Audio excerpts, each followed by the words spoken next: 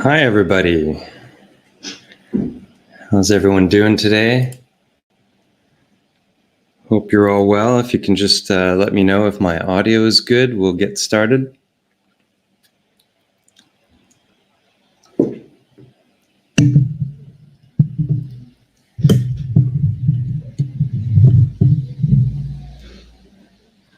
Five by five. Wonderful. Okay, we've got a fun conversation for you guys today. Have Steve Young in the background, and I'm just going to read a bit of a bio here for him first, and then I'll bring him in. So, Steve Young has always been super curious about everything. With a brain like a sponge, the thirst for knowledge fuels his creative engines.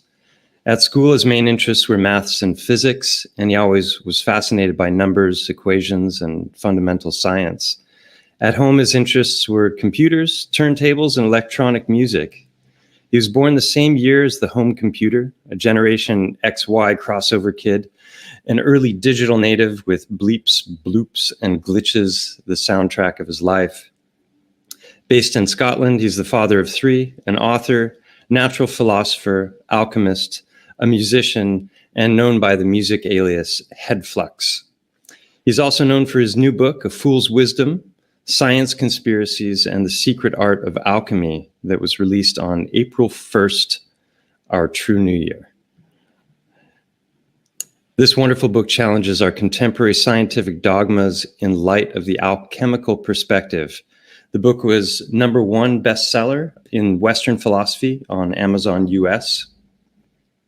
Steve took education as far as he could, completing a Master's of Science degree from the University of St. Andrews and a PhD from the University of Surrey, all while DJing, producing music, and geeking out on computers at every available opportunity.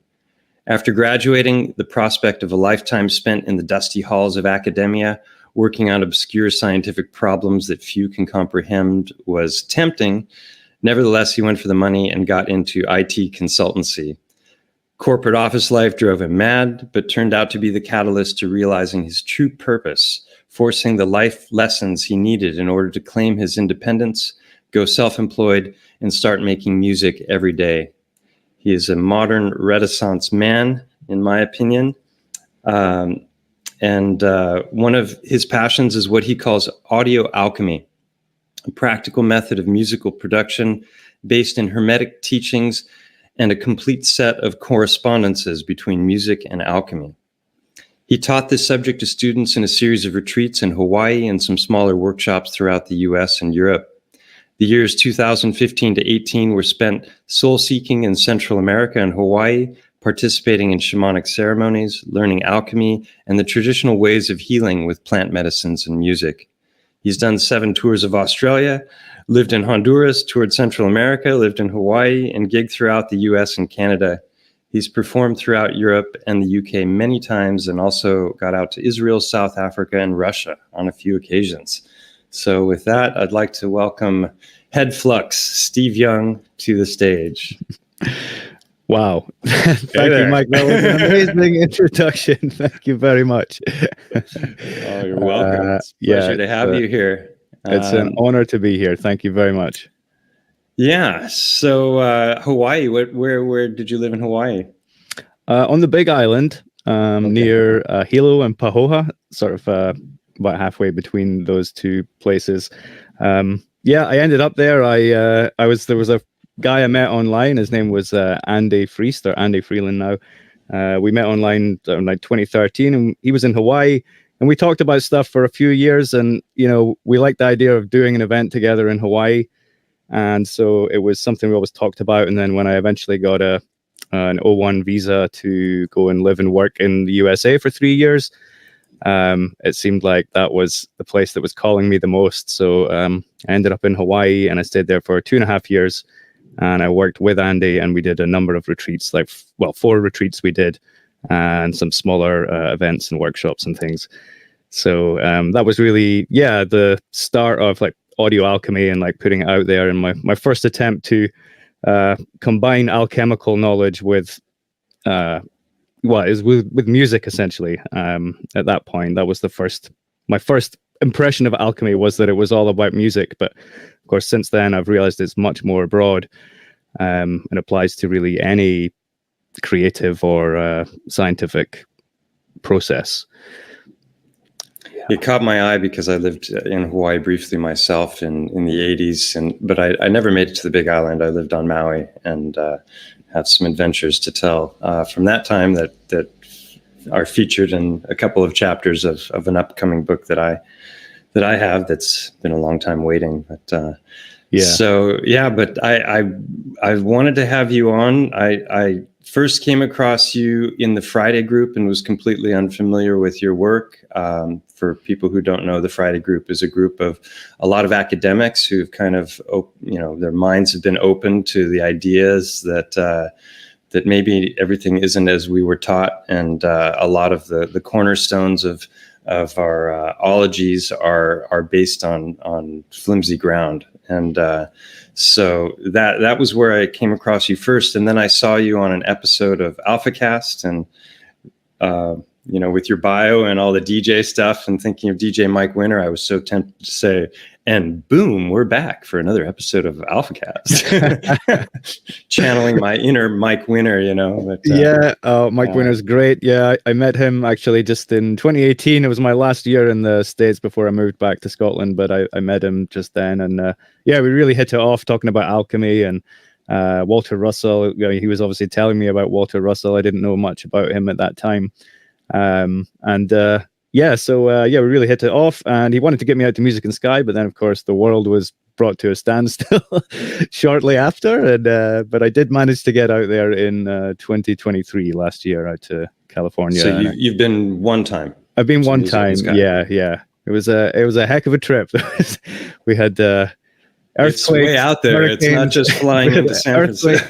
Yeah, we had an earthquake, a hurricane, wildfires, and the sheriff came and shut my set down while I was halfway through playing. Yeah, so oh my gosh, it was I hadn't heard anything about that. Yeah, well, that's kind of reminds me of Acapulco, because they had the massive hurricane that wiped out half of everything there, and for Anarchapulco, the conference that happened in February where I attended, and then while we were there were two earthquakes.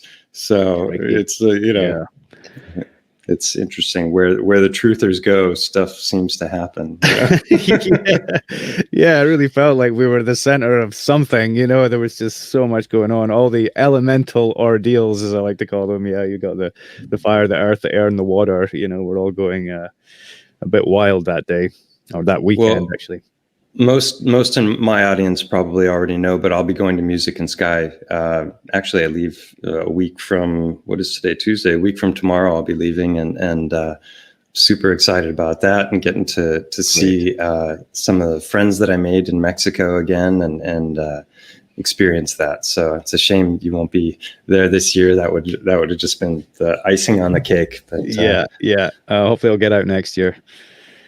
So, let's talk a little bit about your book, and I'm sure we'll kind of just weave in different directions as we're discussing things. But, I posted, I was going to read the review that I posted on Amazon. I couldn't find it anywhere. It's gone missing. So oh, really? I need to, I'll look closer, but it's an awesome book that I wish I had come across 30 years ago, because it would have saved me a whole lot of time, and it would have put me on to subjects that would have, I think, taken me a lot further. But we all have our journey. We all have to go through what we go through when it comes to learning things. Sometimes we have to learn a whole lot of bunk in order to realize what the truth is, and then knowing that stuff allows you to be able to kind of find a balance between the two. But it's a book that I think people who are already in the process of awakening and are interested in the different deceptions that we've been subjected to, they'll get a lot out of it. I think I learned something on just about every page. It was really awesome, but it's also written in a way that's really accessible to people who haven't gone down all of these different rabbit holes. It's a great crossover book. It's a good book to give people who are like, they're firm science believers, but they really don't know a whole lot about what they believe. They're just believing the mainstream narratives. Yeah. But really, it goes about dispelling a lot of the mainstream scientific myths, one cornerstone at a time. And I think that's awesome what you've done. It's really beautifully written. It's concise. It's not over wordy. And it's just packed with so much information. The theme, obviously the book itself is called A Fool's Wisdom, and you put it in the context of really the fool's journey, which is a subject that's dear to me. I'll mention some of my own dips into that subject, but it's this idea of one who plays. So maybe you can expand on that idea a little bit and why you chose to take that angle with your book. Sure. Yeah, I that was, really, I felt like I got a lot of power from understanding the fool, the archetype of the fool. And this was fairly recently. I mean, I'd obviously, I'd had tarot cards for years. I'd heard of the fool and everything. But when I realized it is the sort of first step on the path to wisdom, and this is kind of what I am, I talk about how I always took myself quite seriously because I had a scientific background, and, coming into electronic music, I mean, electronic music is a scientific, it's probably one of the most scientific types of music because you're working with numbers and waveforms and technology and acoustics, and, you're constantly dealing with, scientific ideas, and, and a lot of physics education is just working with wave equations, like whether it's classical mechanics or quantum mechanics or anything. A lot of the actual work you're doing in class and stuff is just working with sine waves and cosine waves and multiplying them together and integrating them and yada yada, doing all that. And that is essentially what synthesizers do and what is done in electronic music. They are the it's like the fruits that I feel like synthesizers and electronic music are like the fruits of a lot of that knowledge.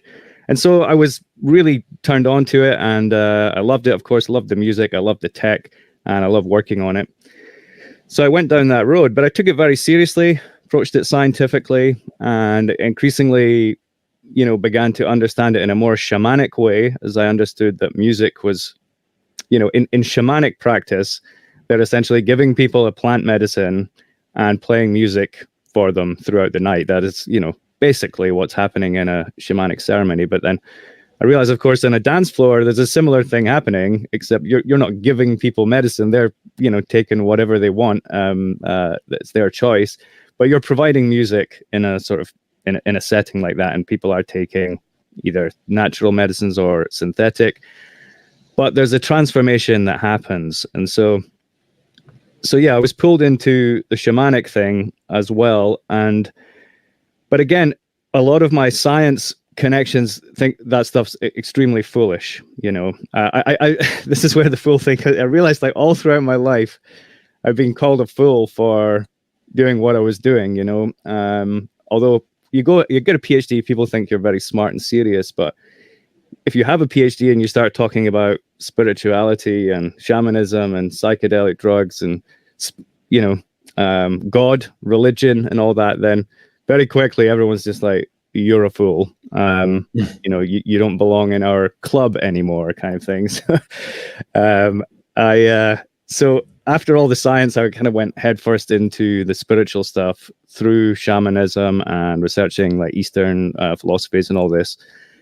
And a lot of it is, in retrospect, as a grown man, a wise man now, I look back, I'm like, God, that was really foolish. Moving to Honduras, with my wife and 2 daughters.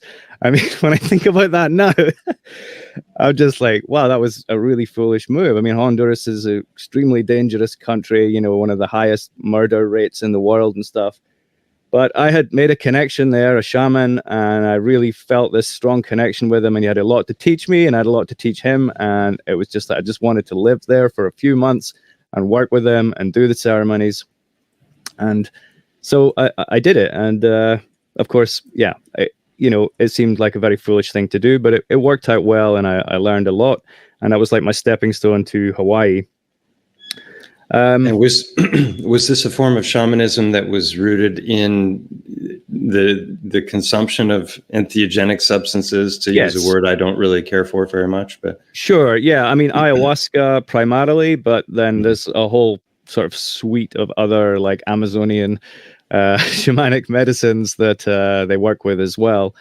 So, you know, I did do a lot of different things while I was out there. And it's always ceremonial, you know. People in the West usually will, if they're taking a substance, they'll do it in a social setting, or let's say, but or a celebratory setting. But in the shamanic way, it's more ceremonial. It's tight, you know. It's strict. It's like you got to sit down and, you know, close your eyes and, you know, be quiet and let the shaman like guide the experience and so on. And you know, I was really picking up, there's a lot of stuff to do with earth, air, fire, and water. At that time, I wasn't really understanding. I was still in the materialist sort of mindset, but the shamanic experiences really broke down that materialistic mindset that, you know, I'm just a body on a planet floating through space or whatever, and realized there's this whole inner world that, you know, we don't usually see, this world of soul and spirit and subtle dimensions. Kind of opened me up to all that. So, but again, but isn't that just a trick of brain chemistry? Well, they say, yeah. I'm being sarcastic. I know. I've had a lot of those kinds of experiences myself in my early, you know, my 20s. I experimented a lot with psychedelics of different sorts, and then had kind of a renaissance about 10 years ago where I did ayahuasca almost a dozen times, and so we could definitely have some very long conversations on that subject, because I'm sure we both have a lot of interesting things to say about it, especially with our current, you know, framework of understanding. And you touch on it in the book in ways that I really resonated with. Just going back to the whole tarot thing, because other people I grew up with the tarot and astrology and the I Ching and all of these kinds of different tools that many came out of the East for divining and for just, you know, like a little snapshot of what's going on in the moment, trying to understand the individual in relationship to the world. Sorry, we're both kind of experiencing processing of health, so we'll try our best not to cough on you. But this is why we had to delay this for about a week, because we were both not so great. But going back to the tarot, this idea, people don't really know this maybe unless they've dipped into it, but the tarot is known as the Fool's Journey.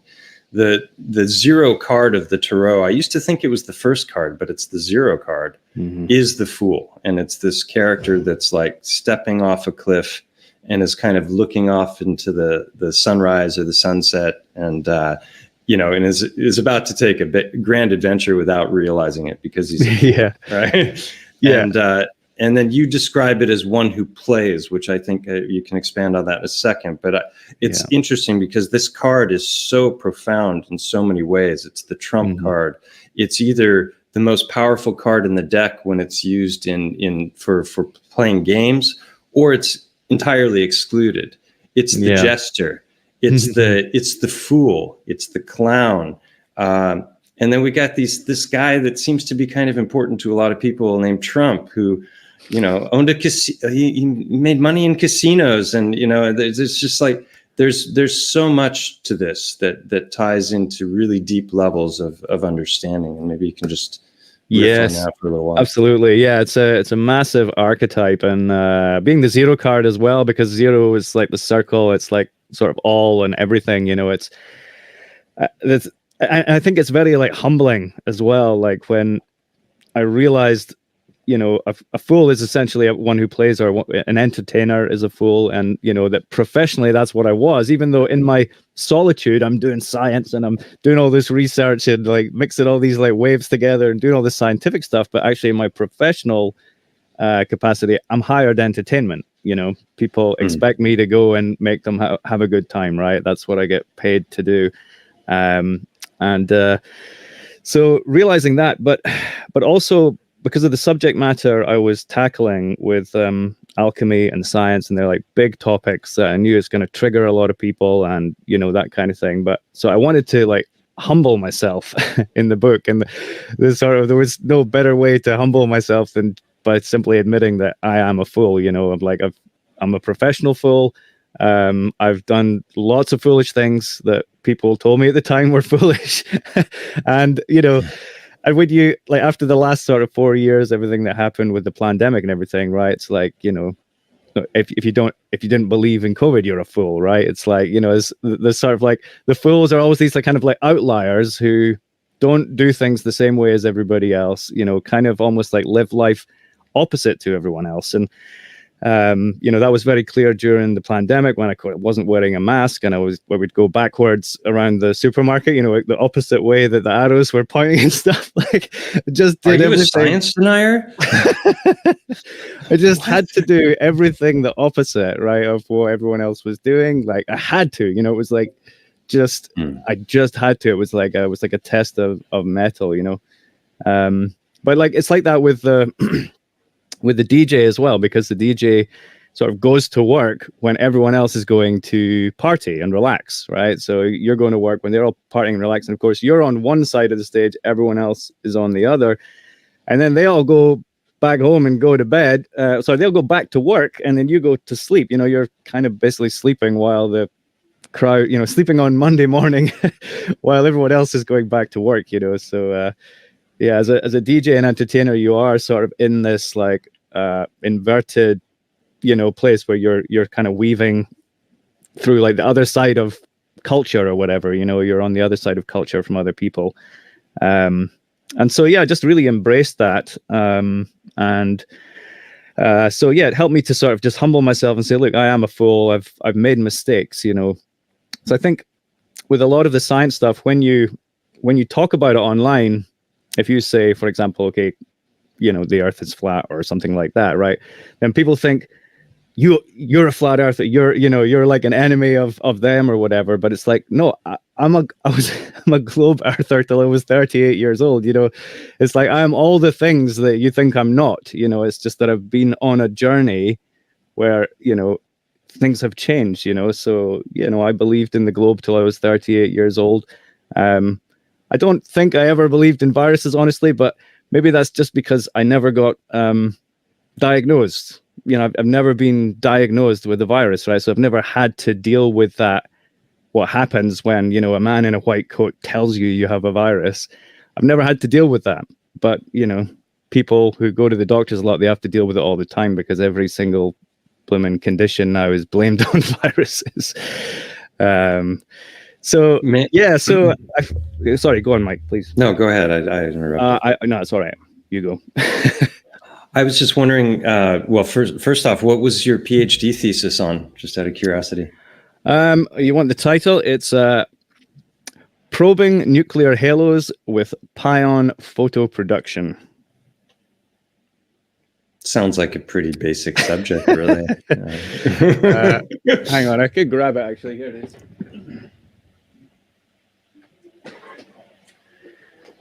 So that was another thing I realized was, even though nothing in here was particularly useful to my life, I did write a book, I did actually write a book. This was my first book, my PhD thesis. And so I thought, well, even if the science isn't useful, I have learned how to write a science book. But I've had all these years since to, I've been meeting people all over the world and, so there's a sort of humor, I wanted to deliver it in a humorous way, in a general interest way, but also that was like hard hitting rebuking of the science. I thought if I do it all serious and if I go like really in depth on quantum physics and all that, I thought I'm just going to lose people because, I don't think quantum physicists are going to read this book, you're referring to the new book or the this book? Yeah. Yeah. So, yeah. Sorry. Yeah. Yeah. It's definitely got a nice sense of humor throughout it. And, I don't think that would be appreciated in the PhD thesis, probably. No. Yeah. So this book, this is very, very dry. And, so many just like massive equations and stuff. I mean, I couldn't even imagine people like really reading and enjoying any of that stuff. But you know, when I was in my 20s, I was deeply interested in this marriage of the new physics with Eastern mysticism, because I grew up with followers of gurus and meditated, and so that whole thought process from the East was really appealing to me. And I read all kinds of books that were like the latest in science that had to do with quantum physics and how basically the highest levels of science were looping back around and starting to confirm what the ancient mystics were teaching thousands of years ago, but they were using a different language to describe what they were experiencing. I read the Dancing Woolly Masters and the Tao of Physics and books by Amit Goswami, The Self-Aware Universe, and these sorts of things, and was really interested in all of that, and the holographic universe, this idea of the fractal nature of reality. And I had no clue really until about 7 years ago, when I started to look deeper into cosmology, that a great deal of that was just quantum woo, and that it really didn't have a concrete basis in science. So when did you first begin to suspect that academia as a whole had been co-opted, if that's a fair generalization of your thought process nowadays? I mean, I certainly had some suspicions, while I was there, that, everything I was teaching was not proven or, certain. But there's like no time to disprove it when you're in academia, right? It's like, because you're always just on to the next thing. And so, having time away, and as I say, going to Honduras and living essentially in the mountains for 6 months with no TV, that helped really to deprogram a lot of the British matrix. If you grow up in the UK, Scotland or England, there's a huge amount of like programming that you're subjected to, and so it helped to like deprogram a lot of that stuff. And at that time, I did still believe in a lot of the science, and I remember talking with the shaman one day, and we were talking about like the visions and stuff that you see in the ayahuasca and stuff. And I was trying to talk about it in quantum mechanical terms. I was trying to make sense of it, and I was talking about quantum physics and how it all relates. And the shaman, he just looked at me, he just put his hand on my shoulder. He's like, "Steve, it's all bullshit, man." And I was really offended. Like I was really offended. I'm like, this is my life. This is my PhD. So basically, you took a lot of drugs and then decided all that hard science was bogus. Is that what you're telling me? Well, this shaman had said it because obviously he was, listening to me from a sort of naturalist point of view, listening to me talk about all these like, academic concepts and everything that don't really relate to reality. And he's just like, it's all bullshit, man. And so that stuck with me. And I started looking into it more. But I must admit, I came to the globe Earth or the flat Earth stuff before I actually started really getting into the quantum and the atomic stuff. And but it seemed like it was all related to me. Sorry. How did that begin? That was like in late 2015 or early 2016. I started watching stuff online, just like the Eric Dubay stuff, and whatever else was going on at that time. It seemed like there was a lot more channels back then than there is now. I don't know. I mean, there was a lot of channels that just don't exist anymore, like people who used to do videos on this topic that are just gone. But so. Well, it's been algorithm to death, obviously. Yeah. But it's not died. Yeah, it's definitely not died. Yeah. So that was that was majorly mind blowing, of course. And that was like 2016. And but what were some of the things that, like, the aha of like, oh my gosh, this might not be what we were taught? What were some of the drops for you? I mean, with all that stuff, I mean, there's a lot to take in at first. There's lots to rebuke in modern science, and like I think the first thing I watched was that 200 proofs 200 proofs that Earth is not a spinning globe. I went into it pretty hard-headed and a bit, skeptical. But then the more you start thinking about it, and as we say in the book, and I mean others have said it before, I'm not the first to say it, but the only test that matter is the horizon line. Prove that the horizon line curves, and prove that you're actually spinning. And so I kind of obsessed over those two problems for, I don't know, it seemed like it wasn't that long. It was like many months though. But the thing is, even after I became convinced that I wasn't spinning, I still just kept on looking for a few years, like just on the internet. I'm just constantly looking to see if I missed anything, if there's some proof or some new thing from NASA or whatever that's going to prove me wrong. I just kept on looking, but I didn't really talk about it in public. I talked about it in person with people, which was, didn't go well. And so I decided not to, talk about it in public, which, it just seemed like it was not a subject that people would resonate with at all. And I met one person, one guy who was also what you might call a geocentrist. And for a few years, that was it. We only knew one other person who actually was into it or agreed with any of it. But then I started meeting more academics. And as you say, so there's lots of academics and doctors and stuff who know about this stuff, but they don't want to talk about it in public because they'll just, I guess they imagine they're going to get so much hassle that it's just not worth it. People, I mean, with the beliefs that you and I have nowadays, people would consider us loonies or, just gullible. Yeah. And it's ironic because between the two of us, we have about 20 years of higher education, 4 degrees between the two of us. And, we've learned how to think methodically. And obviously your thesis there is that, just that one page you showed us with all the equations. I never went anywhere nearly as deep into mathematics as you did, but I loved math. One of my favorite subjects in school was geometry. And so when I started looking at this assertion that, hey, maybe maybe there is no curvature and we can see too far, I started doing the math. I looked at the equations, and obviously there's some more complex ones that have to do with spherical trigonometry, but the basic one of distance squared times 8 inches, all of those different equations are pretty accurate out to almost 1,000 miles, within feet of each other.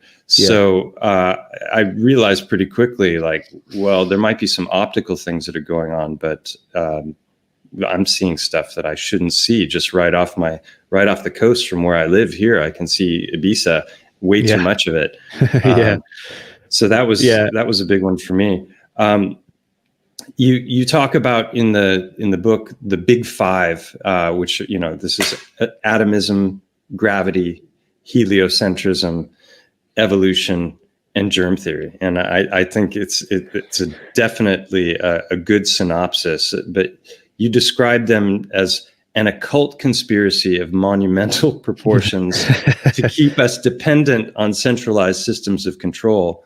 And I think it's exactly that, but there's a deeper level, obviously a spiritual layer, which you touch on a great deal in the book as well. But those big five, maybe you can just touch on that a bit. Yes, absolutely. So I think, this is what, in terms of original work, I think putting those five together in that way is, the original part. But obviously I'm not the original person to debunk the globe or the viruses or anything. Lots of other people are way ahead of me.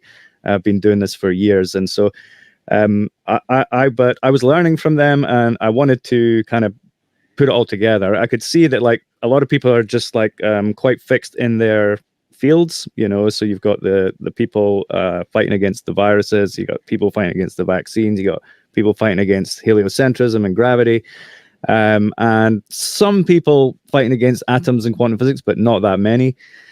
And so I had a very zoomed out perspective of it all, and I wanted to kind of tie it all together. And this this idea of the Tower of Babel seemed like the perfect metaphor to describe it all. And so, yeah, so atomism would be the sort of bottom layer of this theoretical structure, because it's a theory that goes back over 2,000 years. And then with gravity, of course, being about 500 years old or so. And then heliocentrism, which is dependent on gravity, requires gravity to actually hold all the planets and stars together in the heliocentric model. So it's based on that. And gravity is based on atomism, because gravity is a theory that says that atoms have a force. The atomic nucleus has a force called gravity, which pulls other matter towards it. So gravity is actually a theory of atoms, based on atomism. And of course, the heliocentrism is like an atomic model of the sky. You know, that was one of the first things I noticed in physics class, was like, wow, yeah, the solar system is just like the model of the atom, right? It's like the sun is in the center. It's like the nucleus is said to be a nuclear power source and a gravitational power source, which is the same as the atomic nucleus. It's said to be nuclear and gravitational. And then you have these electrons spinning and wobbling and orbiting around the nucleus. And then you have the same thing in the solar system. So originally I thought, that's neat. That's nature, right? It's like as above, so below. The microscopic is like the macroscopic, and that's all fine. But when you realize that the forces like that are supposed to be holding these models together, whether it's the gravitational force or the strong nuclear force or the weak nuclear force, these forces are completely contrived. Now, the electromagnetism is not contrived. Obviously, that's a real force. We can feel it, we can measure it, we can work with it, we can build things with it. But the three other forces that they say, of the four fundamental forces of physics, the three others, gravity, nuclear strong, and nuclear weak, are completely contrived. They're literally a made-up equation. You know, it's not something that's like observed or measured or whatever. It's a made-up equation. It's just made up. It's pure sophistry. Yeah, isn't the electrostatic force like 10 to the 36th times more powerful than the supposed gravitational force? Is that an accurate number? Yeah. I can't remember exactly, but yeah, gravity. So you rub a balloon on your head and it sticks to your head. That's like, 36 zeros more powerful than what they tell us gravity is. Yeah. So I saw them all as being kind of like joined together, and with evolution as well, because so then evolution comes in next in terms of time scales. So evolution comes after heliocentrism. Excuse me. And yeah, because I noticed there's a lot of conflation between evolution and heliocentrism. So people talk about the evolution of the universe, right? And like how, it started from a big bang, and there's all these atoms, and the atoms came together and made molecules, and it started wiggling and then made into bigger molecules and cells and slime and all this, and life is supposedly just built up from the wiggling of atoms and the force of gravity, essentially. So they created this goo to you by way of the zoo. From goo to you by way of the zoo, yeah. So they create this whole history of the universe, which actually combines evolutionary theory, which originally only applied to life, but they sort of extended it into the atoms and the molecules and everything to create this like Big Bang hypothesis. And yeah, so that relates in there. And of course, people who believe one tend to believe the others as well, right? You don't really get people who maybe like believe in evolution but dismiss heliocentrism, or maybe you do. Maybe it's a small group. I don't know, but it seems like it's all related and all part of a singular worldview. And what really topped it off for me was learning about the germ theory, which I didn't start learning about until 2020, until all this stuff started happening. I'm like, what the hell's going on here? Are there really such a thing as viruses? Let's look into it. And then I just found all these people, great people, by the way, Stefan Lanka, Andrew Kaufman, Tom Cowan, Amanda Vollmer, Alex Zek, all these people and they're just laying it down like hard. They're just like, no, it's like, look, there's nothing, there's no proof. And so it wasn't a hard idea for me to take, because I knew there was theoretical science that people assume to be true. and then they run with it. They're just like, this is the theory, this is the theory, let's run with it. And so it was no surprise to me they would do the same with viruses. Right. But at the end of the day, if there's no physical evidence of viruses, you can't hold them in your hand, you can't test them properly, then it's like nothing they're saying about the pandemic is real, and none of it makes any sense. So yeah. If you haven't isolated something and proven it exists, then you can't make claims about it. Yeah, exactly. So it was just bizarre. Like, it was like the Twilight Zone, man, and like trying to like talk to people about this, was, obviously people were like would aggressively reject any criticism of COVID or anything like that.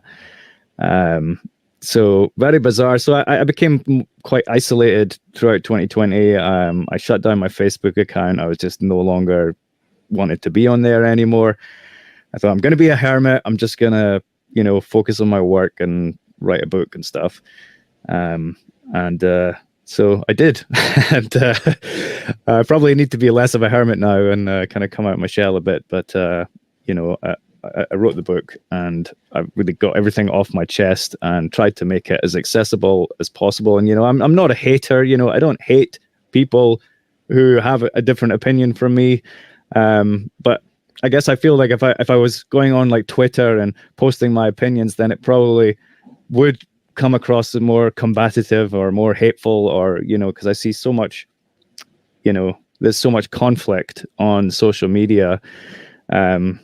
But I'm it was the Twilight Zone, and I didn't go off Facebook, but there was a whole lot of places where I just wouldn't even bother to express an opinion, because I could see that it was pointless. It was like a herd of people who don't think for themselves would attack you. So it was wild. I saw people like, people would just post things like, oh, I just tested positive, for the sniffles or whatever.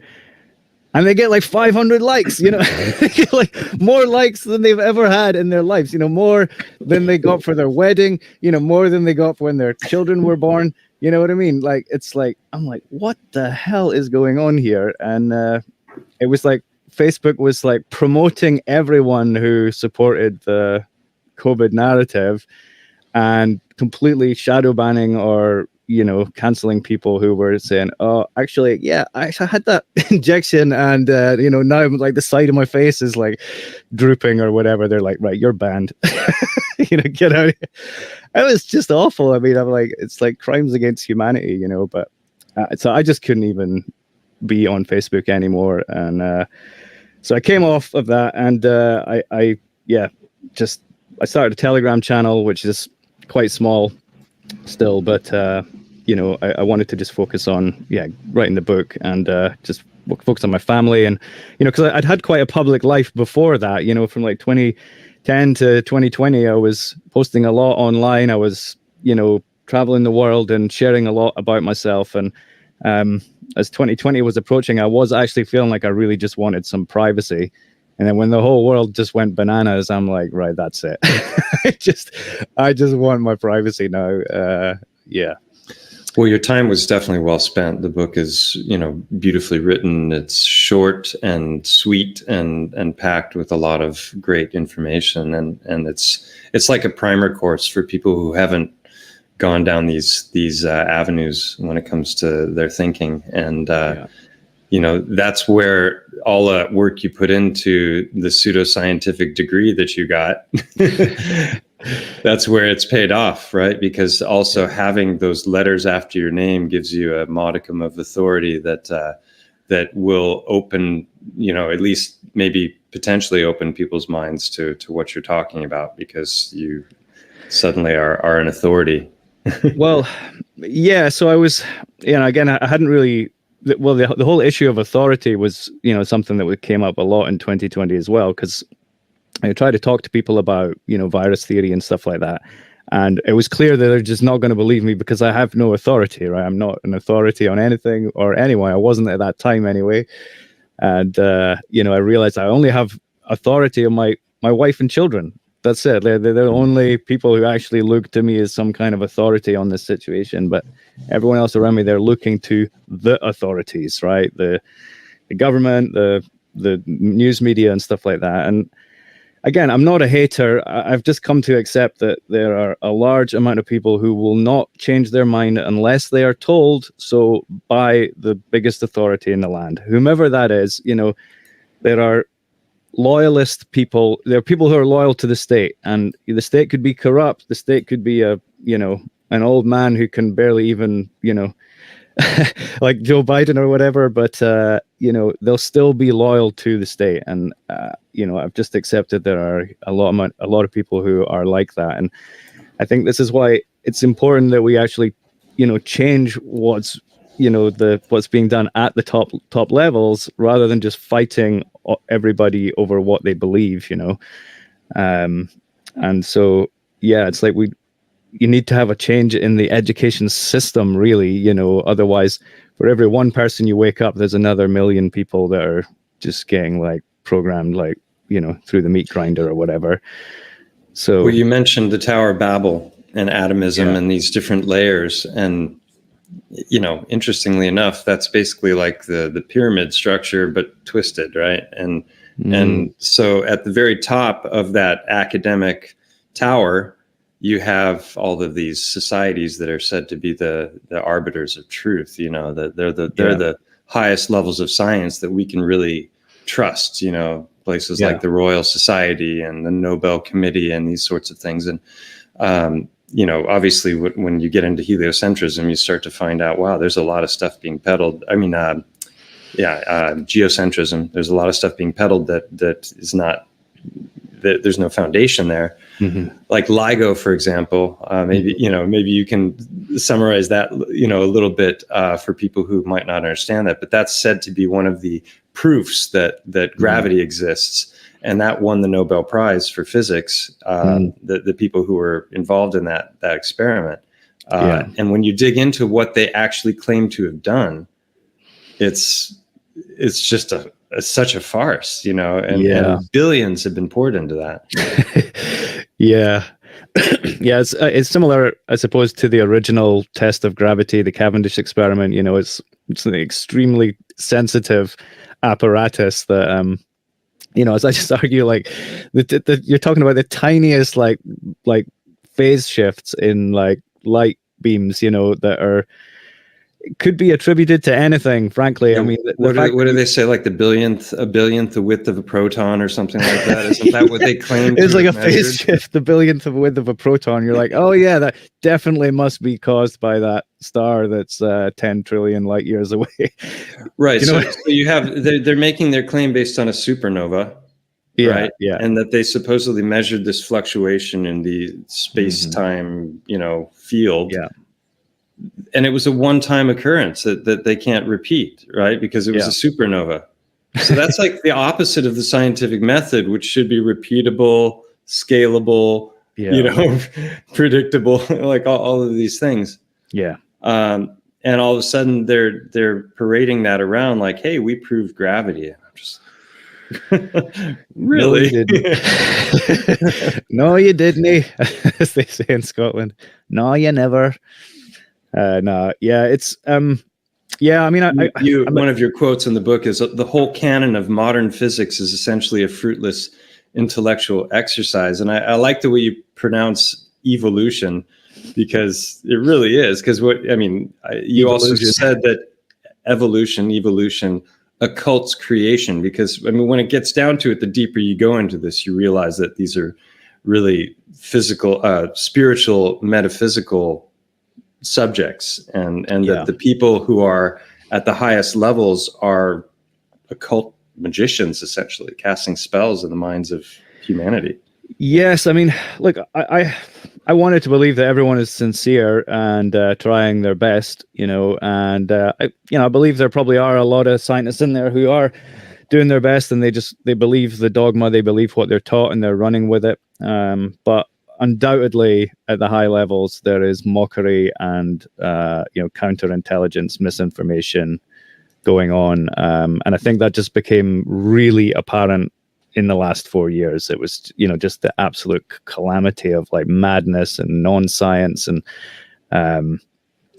everything that's been going on. It really just showed, I think, the whole system for what it is. Because I mean, all those academics who believe in, quantum and gravity and all that kind of stuff, they all believe in vaccines and mRNA and viruses, and they're pushing the whole thing. And of course, I'd seen that no one actually sincerely responds to the challenges online. When I first saw this flat Earth stuff, I thought, oh, the academics will come out in force. That NASA and the academics and everyone, they'll come out in force and debunk all of this. But they don't. They just block it and like hide away and completely refuse to acknowledge it, whilst continually putting out bad science, and there's all these people on the internet that are doing really good work. They're documenting it. They're using the scientific method.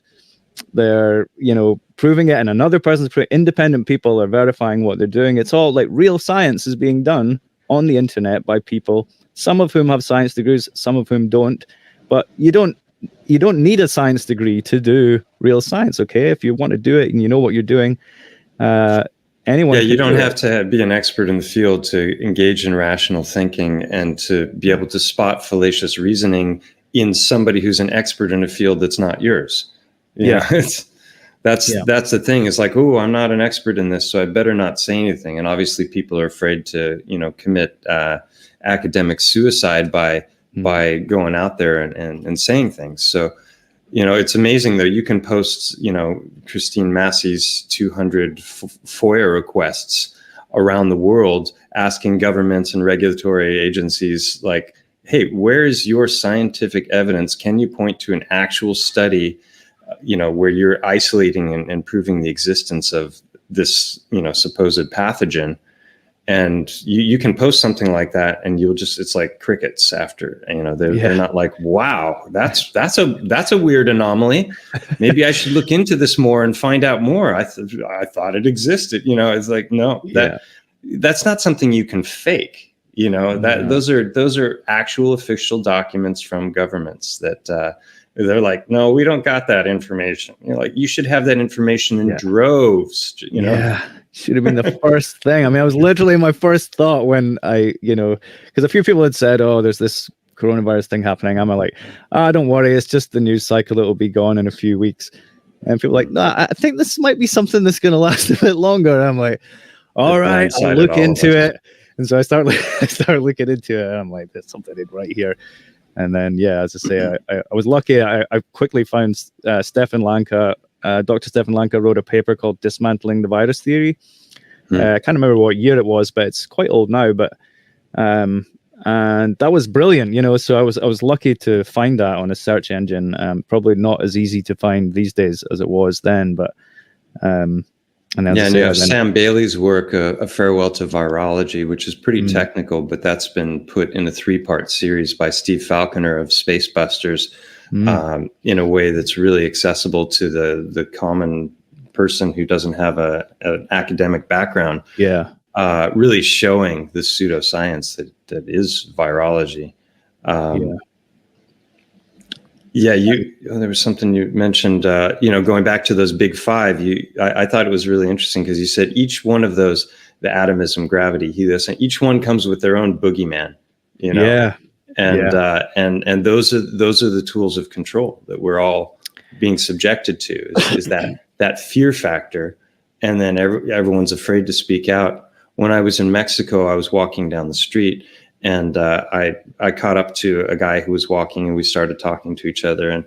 And he was a musician who was, telling me about how disappointed he was with his musical heroes, that it was just crickets through COVID, where nobody dared to speak out against the machine, and say, hey, this doesn't make any sense. Like all of those 60s and 70s musical rebels that were like, got to stick it to the man and, fight. And, they all just flipped and like started promoting jabs. And, it was just like, what the heck? And so he was really disappointed about that.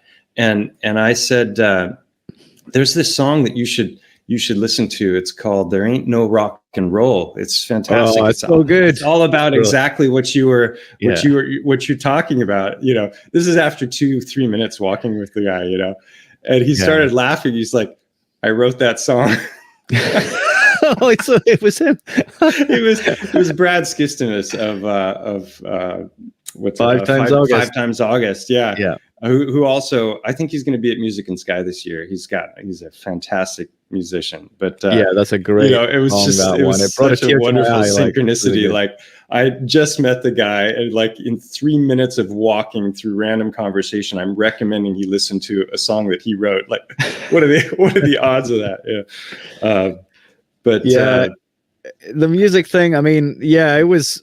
It was strange. I mean, I didn't really have many big idols, I suppose, but the way everyone got on board with it. I mean, I thought it was like a group consciousness thing, you know, because I must admit, in my experience in the music industry, I always felt like an outsider everywhere I went. I mean, and technically I was, because, you know, I was an international DJ, so I would be invited to go and play, and I would be, you know, I'd be an outsider in a different country where like almost like everyone at the party seemed to know each other, but I'm, you know, so I was always an outsider everywhere. It seemed like everyone else in the industry sort of knew each other, or, I mean, certainly at the upper levels, it seems like there's a club, if you know what I mean, that everyone's in a club, and they talk about the big club. Right? It's a big club, and you ain't in it, right? I definitely felt that in the music industry, and of course, everyone who was in the club all got on board with tyrants and all that kind of stuff. But people who weren't in the club, some of them spoke out, but some of them either just didn't say anything, and some of them probably just ended their careers there and then. They're just like, you know what, I don't want to be in this business anymore. And I understand that. I've been kind of like, I've had like sort of one foot in the grave with my music career. You know, I still work on music. I don't get bookings anymore. I mean, I've got one booking this year rather, but and you know, but the whole buzz, the buzz and excitement that was around the music, it just got completely killed in 2020, and it's kind of hard to build that up again, you know, especially now I'm like 46. I'm not, you know, I don't really care about going to parties and stuff. So like building up all that buzz that I had before just seems like a massive task that I don't know if I could do again. But you know, I'm moving into a new sort of career now as an author, but I will continue to make music, of course, but it'll probably be a bit different from what I've done in the past. Someone just asked what a FOIA request was. It's Freedom of Information Act is what that is. It's when you ask a government authority, like you send them a request for information that's not classified. And did you perform at Boom in Portugal? Yes, a couple of times. Yeah, once in 2012 and then again in 2018. But I went to Boom in 2008. That was the first time I went just as a punter. But then I ended up playing in 2012 and 2018 as well. I was there 10 years ago, and what an experience that was. Yeah. I had never been to anything like that. For people who don't know, that's like the European equivalent of Burning Man. It's like the biggest trance dance psychedelic festival that you can find in Europe, or at least it was back then. I don't know if it's been surpassed by some other event. They're all over the place now, those kinds of events. You know, going back to this idea of evolution, occult's creation, and this whole, idea. One of your quotes is, "Atomism is fundamentally nihilistic and justifies all kinds of debauchery, materialism, and hyper-individualism." And I think that kind of sums up Burning Man and Boom in a nutshell, really. You know. And I was on board with that stuff. Like I wanted to write books. I had a whole book I wanted to write on the subject of the archaic revival, you know, a term coined by Terence McKenna, and the importance of these plant medicines in expanding awareness and helping to heal and heal humanity as a whole, because we're desperately in need of an awakening and something. So I saw that. That's why I had a personal renaissance when it came to these things. But I also, as a result of going to Boom and some other experiences that I had, began to awaken to the understanding that there's a whole lot of nefarious stuff that's going on in those communities that is deeply occulted when it comes to all the mainstream podcasts, and it's always being presented in this lovey-dovey, like you're going to find your true self kind of a context. And they're not really talking about the risks and the pitfalls and this idea that maybe what we're really talking about is a spiritual warfare. Yeah. Well, it's funny. So the last Boom I went to, I actually had a pretty bad time, even though I performed and my music set went well. And I gave a talk on audio alchemy in the liminal village there. Now, they recorded all the talks. I had an audience of about, 300-400 people, captivated, standing ovation. I gave a great talk about alchemy. It's on YouTube. The guy who filmed it put it on YouTube, but it was interesting. Boom Festival, the account, never shared it. They shared literally every single one of the other talks given at the festival, but never shared my talk. Why do you suppose that was? I mean, if it was intentional. Yeah. Well, it started giving me a clue as to the kind of people who run these events and what their aims are, right? Because, I mean, Boom actually has a stage called the Alchemy Circle. So I thought it is a kind of alchemy, what goes on at these festivals, of course, so I made a talk that I thought was very relevant and dropped some ancient knowledge and just about what I'd been doing in Hawaii and all this kind of stuff. And as I say, it went off like it was, standing ovations and people lining up to talk to me afterwards and everything. But the festival deemed it like unfit for being shared on their page, despite sharing all the other talks, So that was the first time I encountered censorship. What do you think was like one of the key points that they had found fault with?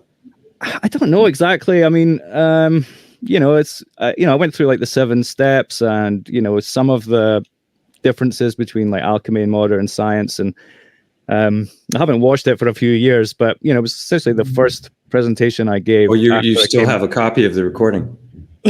Yeah, I've downloaded it. I'd love to see that.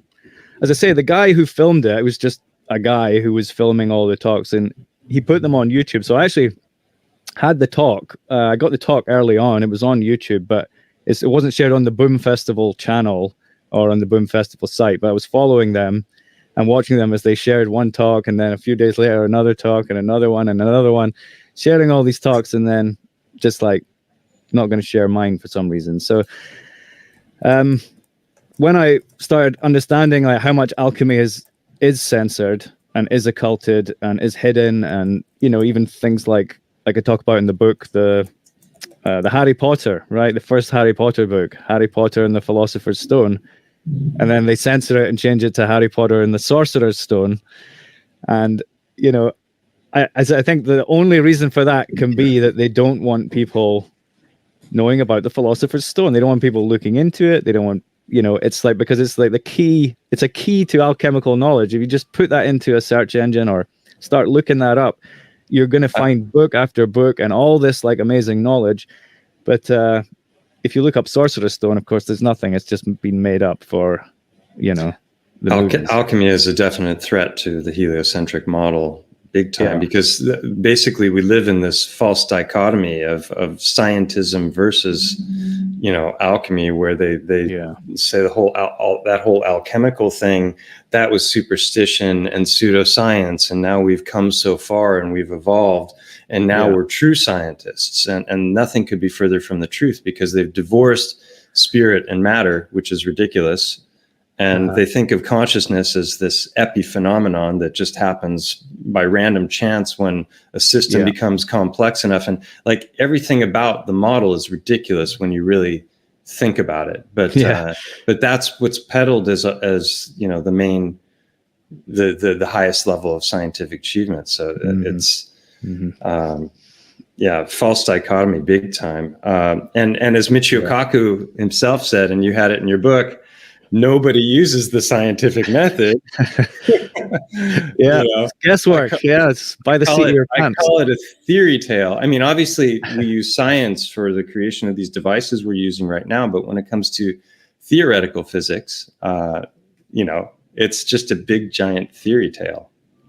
Yeah, and I mean, one of the things I've realized is that a lot of these theories, because they are of the mind, they actually maybe like do tell you some interesting things about the mind, like obviously quantum physics, a lot of people find quantum physics very interesting, but it's sort of interesting from a purely mental perspective, about like how the mind works and stuff. And the same with like viruses, because what is, the only thing that's actually viral is information, like the mind, like ideas, right? It's like they're able to duplicate themselves, and spread and everything. It's like, so we talk about viral videos or viral ideas and things like that, and that's correct. It's like information is viral, but we're being taught to believe in a particle which is able to reproduce and swim around and attack people and stuff like that. And that's, again, no evidence for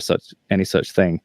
So so sometimes these theories, they do tell you sort of interesting things about how the mind works, but it's this claim that they are telling you how something physical that you can't see and you can't perceive, but you got to trust that it's there because the theory says so.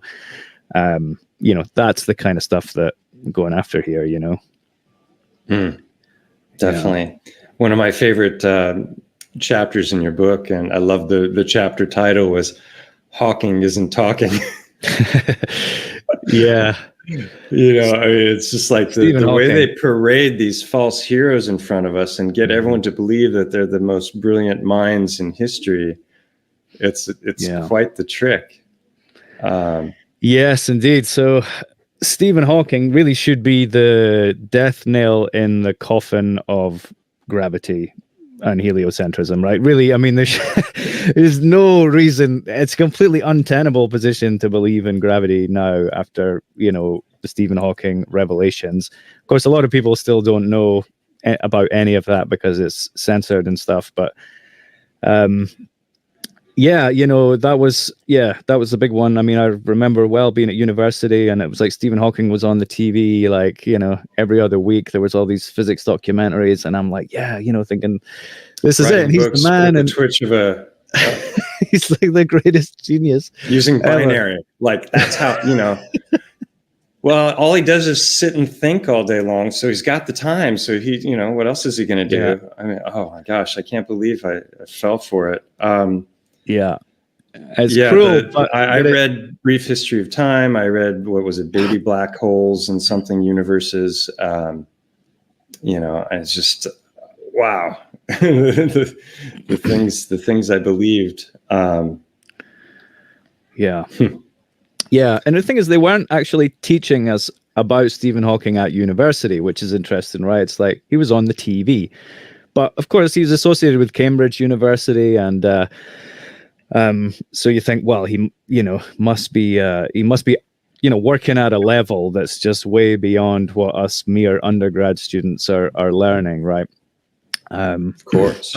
But then you look into it, it's like, well, I did general relativity. I did a whole module on it, passed the 3-hour exam. I did all, solve the Schwarzschild radius and, did all the tensor calculations and everything. Like, I actually did it and passed the exams. But I'm still like, what has Stephen Hawking done? Nothing. Like all the stuff about Hawking radiation and black holes and everything. It doesn't, I don't think they teach that stuff in universities. I mean, maybe they do in Cambridge or Oxford, or it was Cambridge where he is. But they don't teach Béchamp, when it comes to comes to terrain versus germ theory. They don't teach in cardiology. They don't teach the works of Francisco Torrent Guasp, who completely revolutionized our understanding of the heart. Like these are titans of thought that are just like, it's just, silent. The silence is deafening when it comes to these subjects. Yeah, that's it. I mean, we, like you and I, we love understanding and seeking out new information and like adjusting our perspective based on new information, but academia, it just became clear, is like totally like rooted and determined Dogma. to maintain a certain view of the world, and will only uphold scientists and theories that support that view. And anything that challenges it you'll be out on your arse, basically. Yeah. And I mean, going back to Hawking, you're talking about a guy who's diagnosed with ALS, which normally people die within 5 years of their, having received that diagnosis. And then he lived for like 40 after that or something. I don't know what the exact number. 55 years. 55 years with ALS. I mean, it's like that should get people wondering right off the bat. That is a severe neurological degenerative disease that takes everybody out eventually. And he's there writing books, twitching his cheek muscle. Yeah, and he managed to have three children. Oh yeah, the kids while he was crippled. Think about it. I don't want to think about that, but yes, it's so strange, and just the way he just kept on going like that, and was just in everything, like all over the place, just always appearing as like a guest on this and a guest on that and everything. Like to imagine a man who can't actually talk or walk or move, doing all that stuff. I remember being so excited when he was on Star Trek. Yeah. I'm embarrassed to say. I know. Dude, I've seen every episode of Star Trek. Yeah, I was a total Trekkie. Like, yeah. I mean, Well, going back to the intellectual exercise idea, when it came to heliocentrism, like most people have a knee-jerk reaction to the flat Earth thing. It's natural. I did as well. My friend Alex Michael had to bring it up twice before I thought, okay, I'll spend the 5 minutes it takes to debunk him. And then I ended up in the deepest rabbit hole of my life while I tried to do that. And that's what they say. That's how you become a flat Earth. You're either really gullible and you just accept flat Earth because like, oh, it makes sense to me. And, or you're somebody who's methodical and you go deep into it. And I saw it as a fun intellectual exercise. I don't understand this knee-jerk reaction that people have. I'm like, wow, if there's anything, to it. But once I got deeper and deeper into it, I realized this isn't a simple subject at all. It's very complex. And this is an incredible tool for teaching rational thinking and logic and logical fallacies. And why weren't we like role playing these kinds of things as kids in school? Like one side takes the globe and the other takes flat Earth, and trying to, rectify this. And there's a reason we're not, because they don't want us looking at it all. And that's why it's all ad hominem attacks and it's all appeals to ridicule. It's like one fallacy after another. Yeah. It's it's a sorry state to see the how almost everything online flat Earth just descends into like a mudslinging match between globe tards and flat tards. Even though the actual conversation has progressed so much in 10 or more years now, it has been discussed very, very thoroughly. Like literally all the questions you might possibly have been answered many times over. And sure, it can be hard to find. I mean, I mentioned Dave Weiss, of course. He's been working super hard to put it out there, and he's got a great resource as well in that the app that he's got, the Flat Earth Sun Moon Clock app. They brought him on as a warm-up act before my presentation in Acapulco. Oh yeah.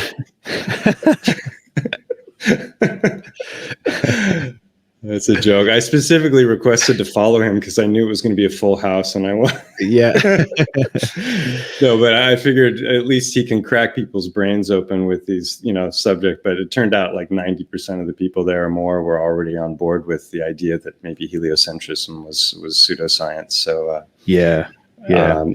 but he knocked it out of the park. Actually, he just posted that presentation. It's only 45 minutes, and it's on his channel. It's one of the best synopses of the subject that I've seen. Like visual, really compelling, super fast paced. So that's a good one. I can definitely recommend it. Yeah, he's great.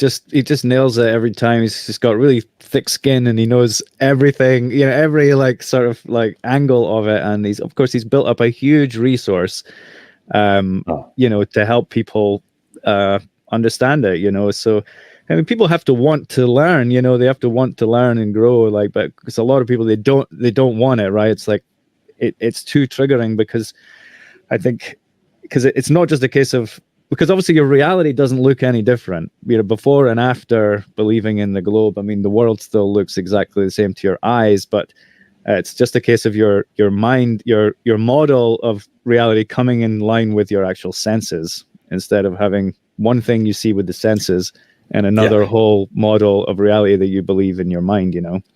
So it's just coming to your senses, as it were. And well, my cursor is on a note that I had here of how many convoluted explanations that contradict our sense experience are we required to accept in order to believe the prevailing model? And it's like all of them, right? We're moving, but you don't feel it. The horizon's curved, but you don't see it. We see things that are way too far away, but that's all optics. And it's just like one thing after another, where the only way you can believe it is if you deny your sense experience. Mm-hmm. Yeah. Reject the evidence of your senses and trust the experts. You know, that's it. And like, but there's a whole lot of science that isn't like that, and that works very well and is very practical. And so yeah, as I guess as life went on, I mean, it's been 20 years now since I finished my PhD. That differentiation between that science that you can actually do and science that's just a belief system that we've been programmed with, you know, that the differentiation between those two types of science, as it were, started to get clearer and clearer, you know, and was ultimately, really the inspiration for the book. I mean, in the very beginning of the book, I was just going to write about audio alchemy, because that was like my own sort of theory, as it were. But I thought, actually, you know, before I can tell people about audio alchemy, there's a lot of preamble that I need to get through. I need to like show how alchemy is in contrast to modern science and everything. Because I found that when teaching people about alchemy, that it was hard to get through to them, because they are still coming from this other worldview, and alchemy is literally a different worldview altogether, which, as I say, I think modern science has been designed to occult alchemy. So evolution occults creation, the germ theory occults healing, essentially, because when you believe viruses cause disease, then the whole idea of healing just goes out the window. Like, it's like you've got to kill the bad guy, right? It's not about healing your body. It's about killing the enemy, or that you're being attacked by. So it kind of... and nature is the enemy in that model. Yeah. So it goes from a model of healing to a model of war. And that's why, you know, healthcare is all like needles and drugs and, you know, knives and everything. I mean, it's literally like they're trying to fight the disease, but the disease is just a feeling, as it were, a dis-ease of, you know, while your body is attempting to heal itself. And so, a detox. Anyway, yeah.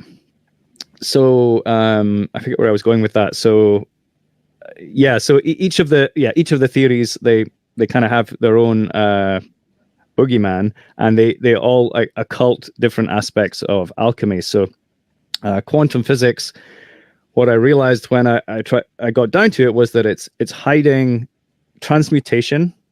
So they tell you in physics you can't transmute metals, right? It's impossible. You can't transmute one thing into another. So it hides transmutation. It hides radiant materials, like radium and things like this, which are, you know, materials that can produce like light and heat for a long time. So those have been hidden, and that's the whole nuclear thing, right? The whole nuclear radiation thing with Galen Windsor, and essentially hiding from us the truth of these amazing materials. And the truth that metal can actually be made by mixing metals together with fire and so on.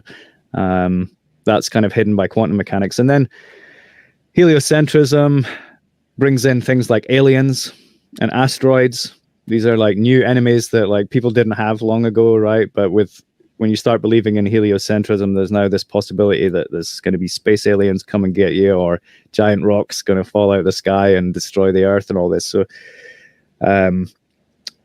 so with each, and I would say gravity as well is materialism. Like gravity and atomism is like translates to materialism or materialistic thinking, or like you say hyper individualism, because it's all about the matter. All the power is in the matter, right? And it's all like pulling down. Like it's like there's no spiritual component to anything. It's just matter. And so so each of these theories has like a philosophy attached to it, and a scare factor attached to it, and ultimately none of them can actually be used to do anything or create anything, right? You could create a documentary about gravity or create a documentary about quantum physics, but can you actually create a thing, like an application of science? And well, we got Tang from NASA. We got what? Tang or memory foam. Memory foam, Velcro. I think Velcro. It's like $55 million a day, and for the last 60 years, and they gave us foam. I coined the term prospiracy a while back, just to emphasize the opposite of conspiracy, because obviously when you start to pull back the veil on this stuff, you go down some pretty dark rabbit holes, and it can freak a lot of people out, make them very paranoid, depressed. The world is a hellscape, but on the other side of that, there's also a whole, you mentioned the nuclear thing and you mentioned germ theory, is that it's actually very freeing, because when you dig into, say, nuclear power and bombs, and you start to find out, wait a minute, like you mentioned Galen Windsor, and he used to like eat uranium on stage, if I remember correctly. I think you mentioned that in the book, and lived to be like 80 something, 88 or something like that. And so I think it's an empowering thing. Like you also mentioned, the meteorites coming in, that's something like every week NASA's like, we've just identified another one and it's on a trajectory, and it's going to miss us by 47 elephants width or something like that.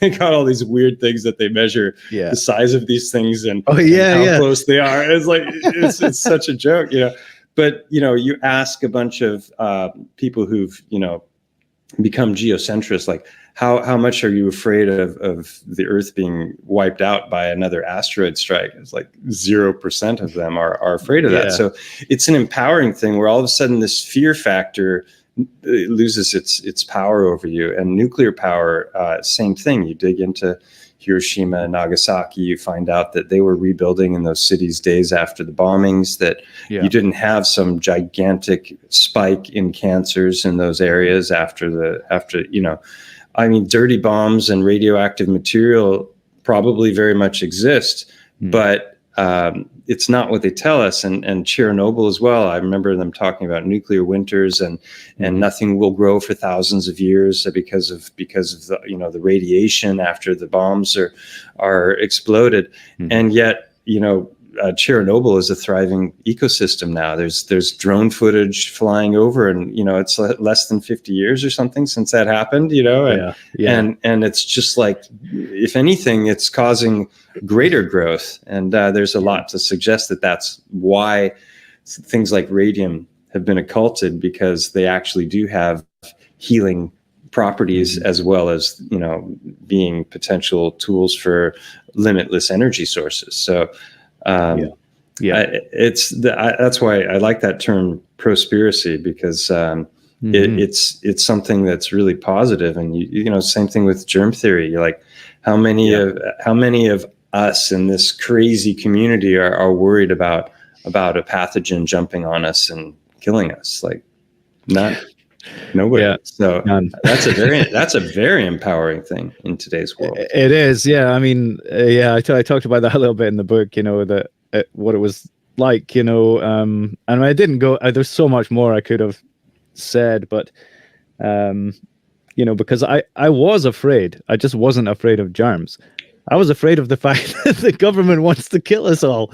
You know what I mean? I was like thinking that the media basically wants me dead, and they're writing articles which are essentially drumming up hate, and to the point where, I mean, I'll maybe have to dig it out sometime, but there was an article in the Mirror, which is a horrible like tabloid rag in the UK, but they put out an article where it seemed like they were trying to encourage, normal people to go out and start attacking people like myself. I mean, it was like terrifying. I literally thought, this is what they're going to do. They're going to like whip up all the COVID believers and get them to, start attacking the others, because we're the worst people in society now and everything.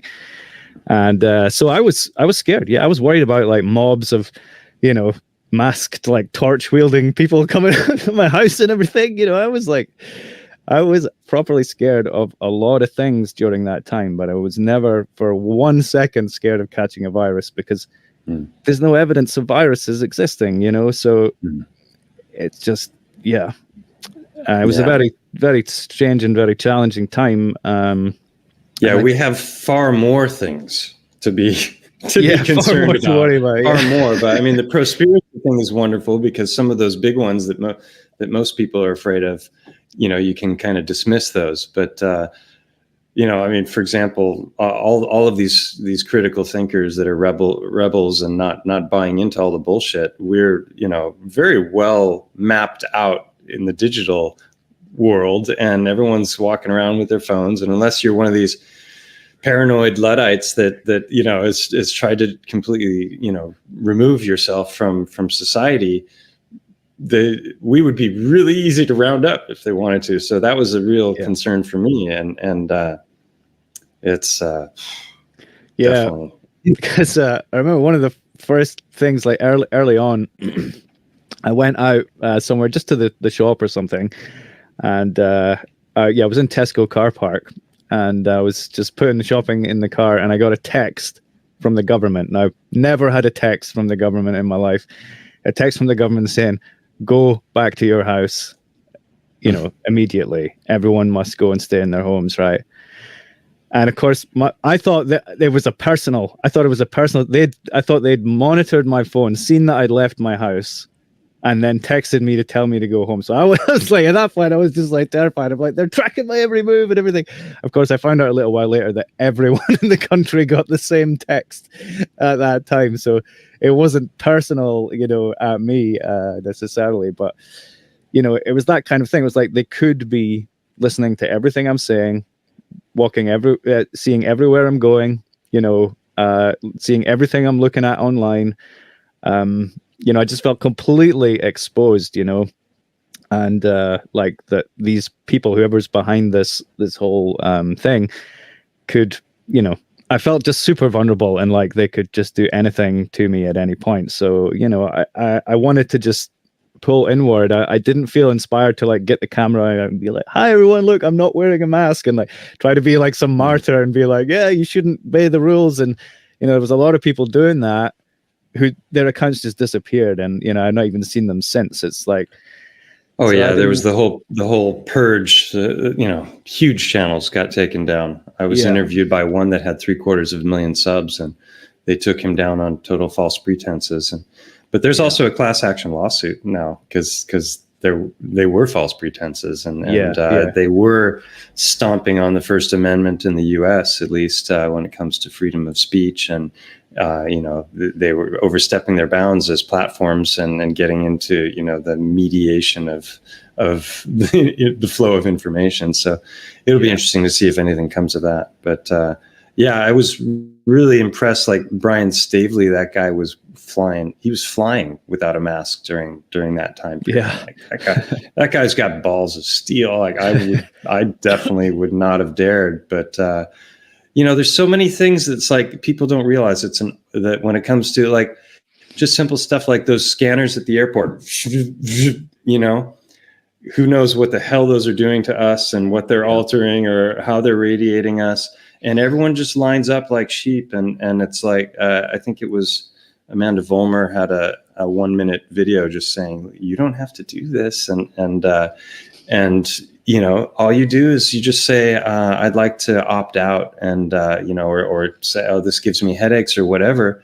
And they'll just like escort you through that. The last time I flew, it was like, they didn't even pat me down. I was like, I'd like the pat down. They got backed up. And so they let me and 5 other people through without even running us through the machine, just because I said that. So I might've saved some lives there. I don't know. But, I told my daughter, she was flying, and she came out of that. She was like, she video called me. She's like so excited. She's like, I felt like I had a superpower. It's like, yeah, the superpower is opt out. Like it's an offer. It's not a true mandate. There's no laws on the books. It's just the illusion of authority, and everyone is gobbling it up and believes it like it's true. And so it's really powerful. The more you know, the more you can fight the system. Yeah, definitely. Yeah, I've not tried that opting out of the scanners, but it's I think next time I go to the airport, I'm going to do it for sure.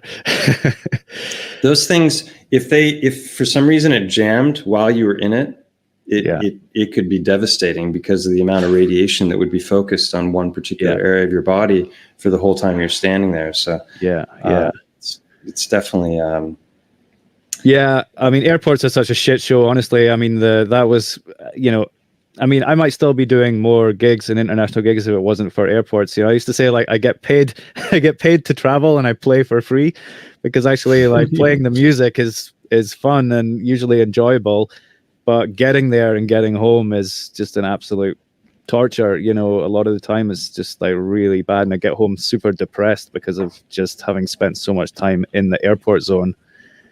That's what people haven't figured out yet about Alex Michael. They keep inviting him to different things, and they don't realize they've got to pay him to travel. He'll play for free, but he hates travel. He hates travel with a passion. He lives in a wonderful home, and he's like, I don't want to leave here. And I'm not going to subject myself to all of that humiliation and the nightmarish experience and the flight itself. And so they're going to have to sweeten the pot big time and pay him for travel if they want him to show his face somewhere else and perform live. And that's it, man. I mean, nobody's come anywhere near the price tag for that yet. Because I have this O1 visa, which is an American visa for aliens of extraordinary ability, right? So that's are an alien. I knew it. Yeah, I'm an alien of extraordinary ability. Of course, legally, alien just means anyone who's not an American. I don't know if people realize that when they talk about aliens, but that's kind of what it means. It means a non-American. It's like a legal term for non-Americans. But so I got this alien of extraordinary ability visa. The second one I've had. I had to go through like 3-4 months of application process, huge amount of detail, all my background, all these checks. Embassy interviews and everything, and then they decide that you are an extraordinary alien and you're now allowed to come and work in the US. But you still get treated like a terrorist at the airport. Right. You still get treated like a terrorist at the airport every single time. It doesn't matter how many background checks, how much I've been through this process. Every time I get to the airport, I'm a potential terrorist. And I've got to get in line, and I don't get any like special treatment. I don't get through fast or anything. But meanwhile, all these like no-name, nobody people are just pouring in the southern border. And here's me who's like, done every check, had everything, public person, yada, yada. And I still have to get in line and be treated like a terrorist every time I go to the States. It's just like... It's truly a divine comedy, isn't it? It's like... Yeah. Wow. Well, we can go a little bit longer if you're up for it. Sure. Yeah. Let's keep going. Got some other subjects we can touch on here. Let me just read. This is from the first page of your book, and I love this quote. You wrote, "It's harmful to the development of the soul if we cling to those beliefs with which we are programmed at an early age. We have to be able to recognize when a belief has been installed within us by the surrounding culture, to be able to question and reprove it, understand why it's there, and ultimately detach from it if necessary. Purifying our inner landscape in this way is an important aspect of the great work of alchemy." And the second half of your book is all about alchemy, and it's really beautifully written. And I learned so many awesome things from it. And I think we can cover that in a future conversation. But maybe if you'd just like to speak a little bit to that idea of purifying the inner landscape and the great work of alchemy. Yes, well, these theories, they do kind of like clutter up your inner, your brain essentially, because when you're taking in this information through your senses and then you're interpreting it in terms of these artificial ideas that you've been programmed with. And there's a lady I know, for example, who's really into ozone therapy, and she's been, always saying that ozone is a triple oxygen molecule. And after reading my stuff, she's like, well, what is it? If it's not a molecule, what is it? I'm like, well, it's enriched oxygen. It's like, heavy oxygen or, concentrated oxygen. But, I don't think there's any evidence that it's actually a molecule, and so she's had to kind of adapt, but she feels it very freeing actually, because it's like, now you no longer have to look at things through and interpret it in a molecular way, or interpret it in a heliocentric way, or an evolutionary way, or whatever. You talked about Terence McKenna, and he was a big inspiration to me. I loved listening to his talks, and I read a bunch of his books, but he was very heavily in the evolution, in the Darwinism now. When I look back at Terence McKenna, I'm like, well, he was a great orator, but the stoned ape theory and everything, it's like he was like deep in evolutionary theory, and everything I think he was saying was based on evolution essentially. But he was still a great orator. Yeah, and he did some great talks on alchemy and stuff. He was obviously very knowledgeable and very able to communicate. But his work doesn't have a lot of value now to me, because it's all rooted in evolutionary theory. So anyway, yeah. So if you dig into the works of Jan Irvin of Logos Media and FOIA requests and whatnot, there's some stuff there that, I don't know, letter agencies perhaps. I think a lot of the big names in the psychedelic renaissance are ultimately involved in different nefarious agencies, and there's a we could save that for another conversation as well. I think the whole psychedelia and the trance dance and Burning Man and how this ties into technocracy and the New Age movement and everything, it is a real cesspool when you dig into it. And and he and his brother, they're always brought forth as the luminaries that are waking so many people. But I think there's a lot of agendas at play, and whether he was consciously part of them or just a willful dupe, I don't know. But I suspect the former, not the latter. Yeah. I think you might be right. I mean, it just seems that these people who like shoot up to be like highly influential almost always like have like people behind them, right? Or some kind of agenda behind them. And that's sort of like how they became so influential. We can see that kind of like organically becoming one of the most influential people in the world doesn't really happen, as far as I can tell. It's, I know it's they've got egregores in the closet. Yeah. Yeah. So, yeah, culture is, it's a strange place, isn't it? There's just so many like actors who are, serving these like hidden agendas and like hidden hands and stuff. And it is a total minefield to like pick it all apart.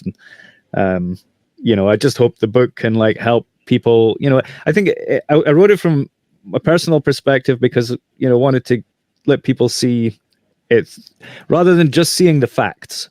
I think often when you go online to look at this stuff, people are just throwing facts at you, right? They're just saying this evidence, this fact, but it actually helps to understand it through a person's life. It was like Kelly Brogan said it to me. She said, the medium is the message. It's like, it's not just a case of like reading the facts. It's like, we want to see someone who's lived it someone who's actually lived their lives this way. And so that's why I wanted to come forward with my experiences. Like, you know, I did live the life of a theoretical physicist. I went and got the PhD and, you know, believed all the science, trust all the science, did all the science, and then, you know, just kept digging deeper. And ultimately it brought me to where I am now. And I'm fine, you know. I'm okay. I'm not like dying from viruses all the time. I'm not getting flung off the spinning ball Are you really, into space or anything like that. Sorry, you know, getting viruses and so on. But yeah, like, I mean, people might think if you don't, you know, if you don't take vaccines, you're going to be sick all the time, for example. But like everyone I know who doesn't take vaccines is like well healthy and like hardly gets sick. And careful, we're on the tubes of view here, but oh, I forget. Sorry. Yeah, no, it's all right. You know, one of the most interesting studies that I've seen that came out was where they were analyzing, you know, jab hesitancy. Yeah. And they were looking at it based on education, and the two groups that were most likely to be hesitant were high school or lower education. Mm-hmm. And PhDs. Yes, and the highest group were people who had masters. Yeah. And I don't know about you, but the way I interpreted that was when you're in your master's phase of your education, you're still very much a believer in the whole academic system and the scientific method, and you think that that's what you're championing. Yeah. And then by the time you've gone through your PhD, you realize what a farce mainstream academia is and how much pseudoscience is being peddled as truth. Mm-hmm. And so isn't that interesting that the two groups that are the most likely to avoid it are people who they haven't been indoctrinated by the educational system. Mm-hmm. And maybe they're trusting their intuition, mm-hmm. you know, and then you've got the people who have gone through the most hardest education possible, and they're like, I'm not going anywhere near that, because they realize what a joke the whole system is. So that was a very, very telling study.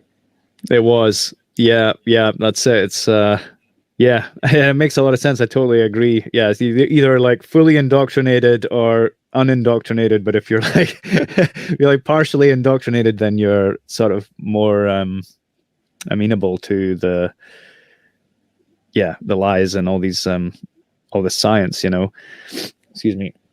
Someone in the chat just asked, what's the main reason in your opinion why they lied about the earth as they did? Well, so this sort of goes towards what I'm kind of getting into now, but I mean, it all goes back to the Jesuits. And you know, the heliocentrism is a Jesuit theory, and it was ultimately promulgated through Jesuit education centers. And, you know, they also own all the big telescopes. I mean, Dave Weiss has talked about this as well. You know, we learned that. I mean, I remember learning that at university, that most of the big telescopes were owned by the Vatican, you know, which is strange. You're like, because you're like, wait, but I thought religion was bunk. You know, why are they, you know, where's, you know, but it all ties together. Why did they call this telescope Lucifer?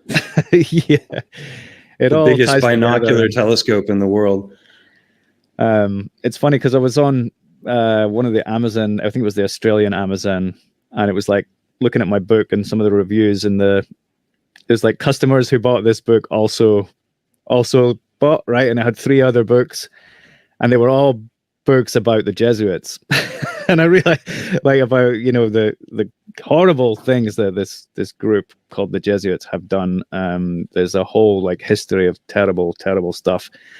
They're very secretive and so on. But look up the Jesuit oath if you doubt that. Yeah, the secret instructions of the Jesuits. Yeah, look up that and you'll get an idea. I mean, it's terrible. But anyway, so, you know, I didn't. Seeing that other people are reading, you know, the category that Amazon has sort of put me in is like now in the sort of like Catholic heretic category, which wasn't really the plan, you know, but you know, just following the science really, and like, where did heliocentrism come from? Well, that's where it comes from, you know. It's a Catholic, it's pagan sun worship essentially, and then that gets into Roman Catholicism and how Roman Catholicism is not real Christianity. It's actually pagan sun worship that's kind of appropriated Christianity for its own purposes. And then that gets into like stuff such as the Da Vinci Code and all that, which it all again came up recently, and I'm now sort of involved in like the real life Da Vinci Code and everything. So it's just I couldn't have expected where this would all lead me, honestly. And the current pope is the first Jesuit pope in history, right? Yeah, also, which is an interesting factoid. Yeah, so, I mean, I won't go into it too much with the Jesuits, but, that is where a lot of this stuff goes back to. That's where it originated. And, I say that in the book. I mean, they talk about the Copernican revolution, as in like, the Copernicus came up with this theory and then suddenly everyone started believing the earth was spinning. But they almost talk about it like, I've heard it said, Copernicus set the earth in motion with his theory, right? And it's like, well, he didn't set, the earth didn't just start spinning when Copernicus created his theory, right? It's like, it's just the same. The earth is the same now as it was long ago. All that changed was the beliefs of the Catholic clergy, because there was about 200 years or so where it was a heretical idea. They didn't teach it in schools. And then they get in the 1800s and some Jesuit or a group of Jesuits decides they're going to teach heliocentrism in schools, and so that starts rolling out. And but there seems to be links with the Jesuits and the CIA and MI5 and a lot of things. I mean, it's like all roads lead to Rome, right? So I went to school in Padova, Italy for a year, which is where Galileo was a professor. According to the mainstream historical model, it's the second oldest university in the world after Bologna. And Copernicus also taught there. And so his lectern, where he supposedly gave the lecture about the heliocentric model, was there, and I got to see it with my own eyes, and it was so exciting to me. And it's interesting because in that town they have the largest piazza in Europe, a public square. And if you look at it on Google Earth, it's 4 sections with the cross going through the middle, and it's lined with all of these statues that are like your mainstream science, illuminaries.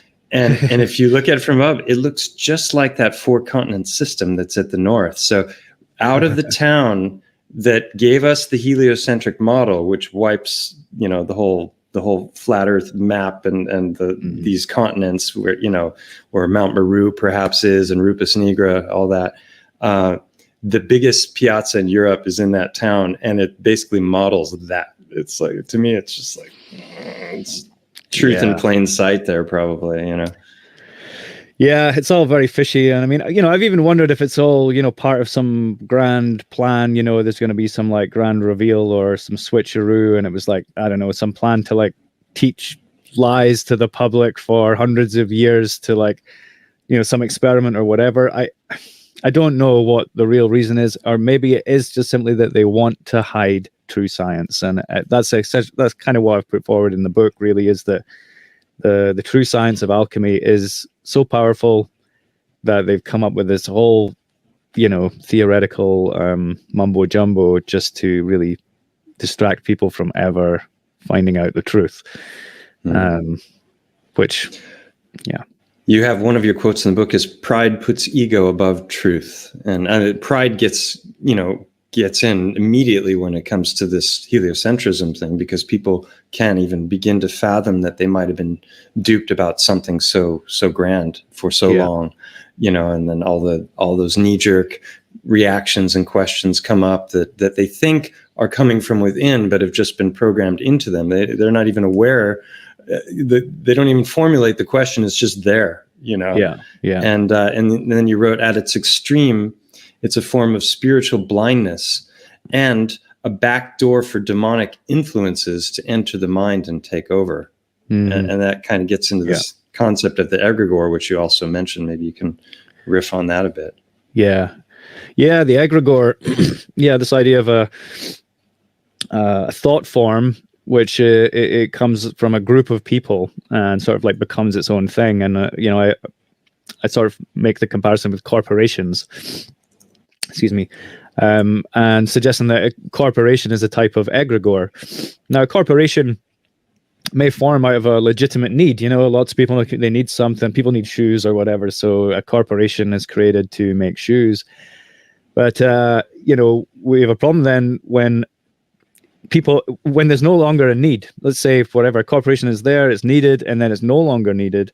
But now there's this egregore that exists and it needs to survive. The people need their jobs, right? It's like the corporation doesn't want to die, it needs to survive, but it can't make money. Where's it going to get money from? Well, you're going to turn to the bank, right? It's going to borrow money. It's going to do whatever it can to like keep going. And I worked in a corporation where this was happening all the time. We were always on the brink of destruction, all finding a way to get more money to like keep the corporation going.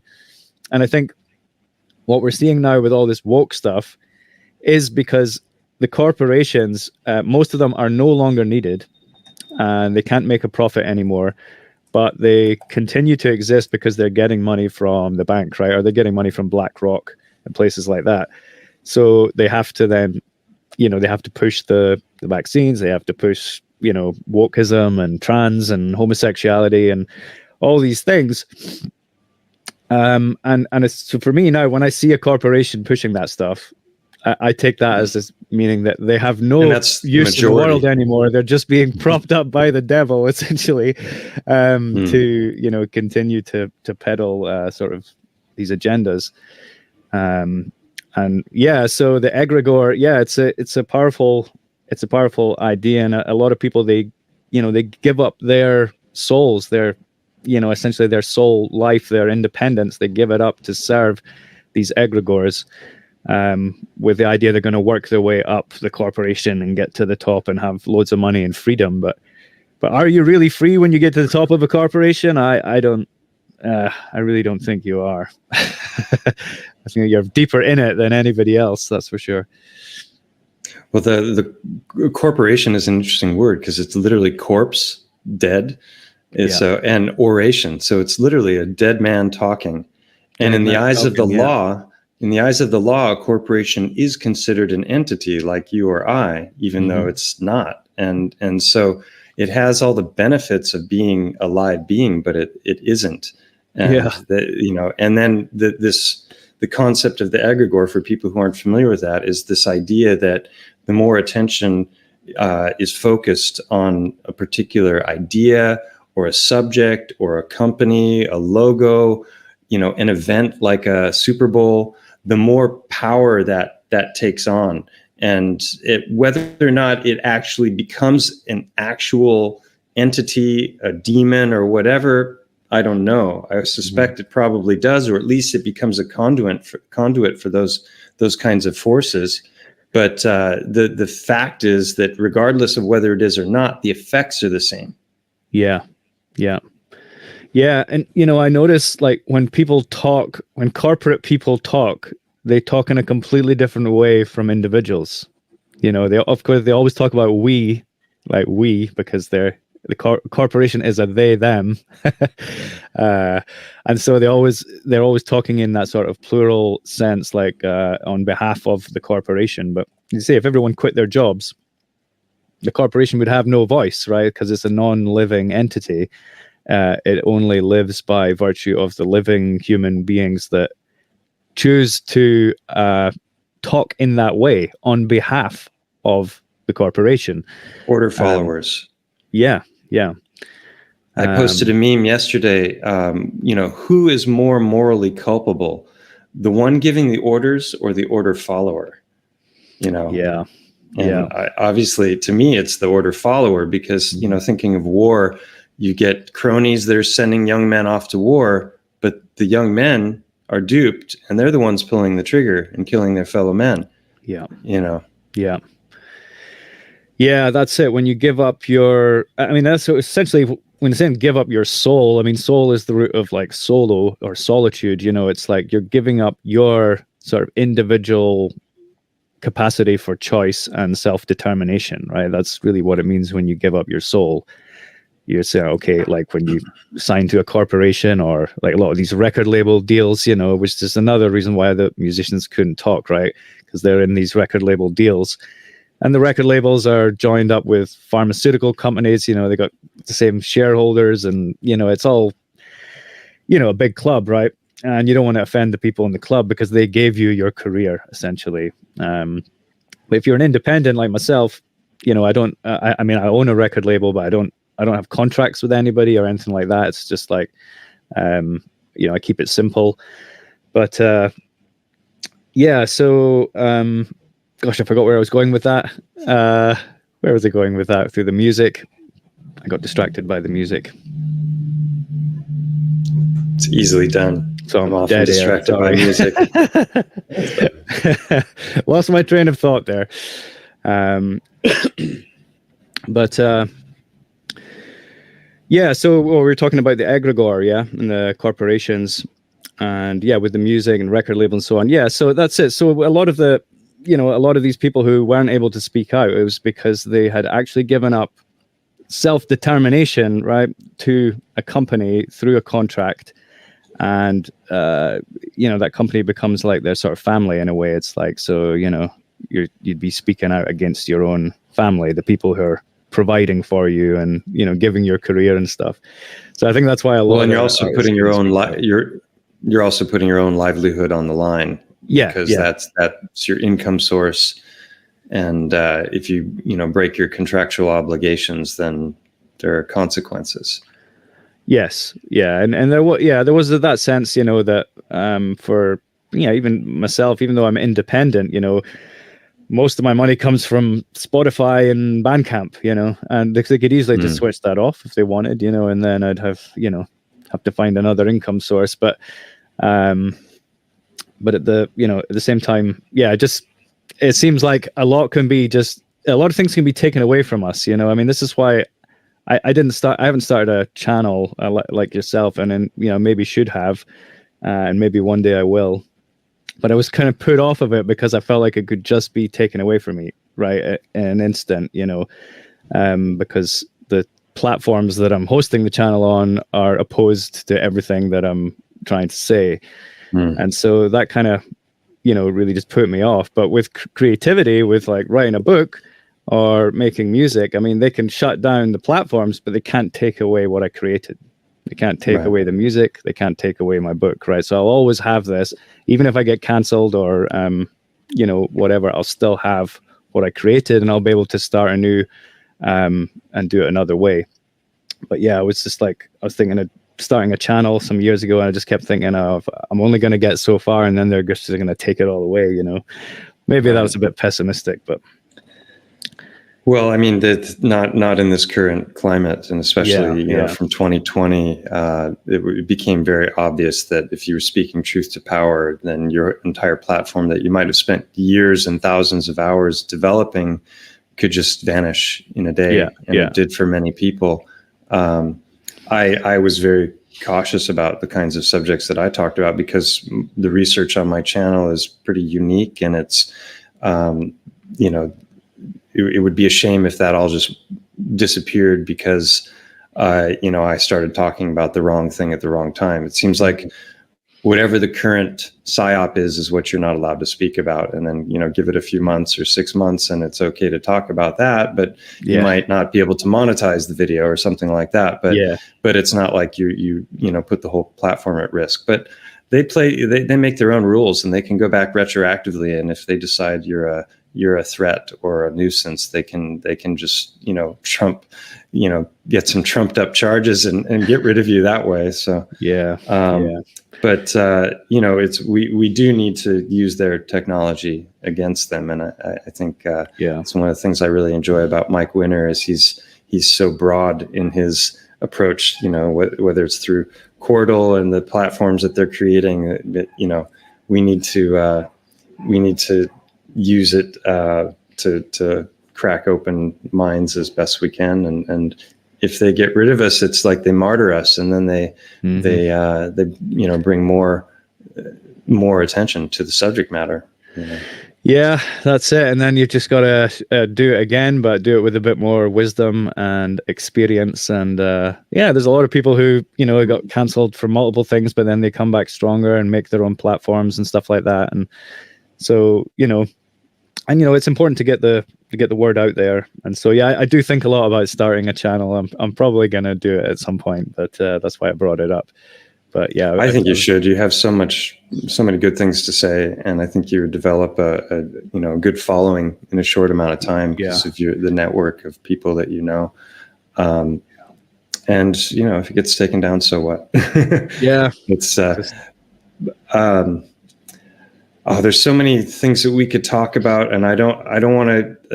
I'm really interested in the concept of transmutation and alchemy, and the second half of your book.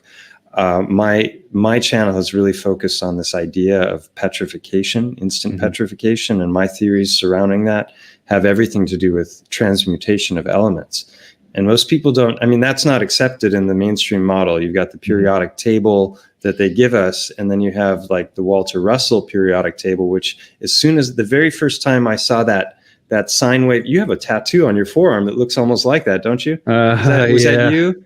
Yeah, I haven't seen it up close, but the first time I saw it, I'm like, that looks like Russell's periodic table on, and the first time I saw that, I was like, yes, of course, that's it. That's how it works. And, I haven't gone deep into physics or into the chemistry, and I don't understand how all that stuff works, but I just intuitively sense that something like that is synthesizing cymatics and plasma physics and all sonoluminescence and all of these different things are all perfectly dovetailing when you see a model like that, as opposed to just like measure the measurements of atoms and their weight and protons and the current periodic table that we're given.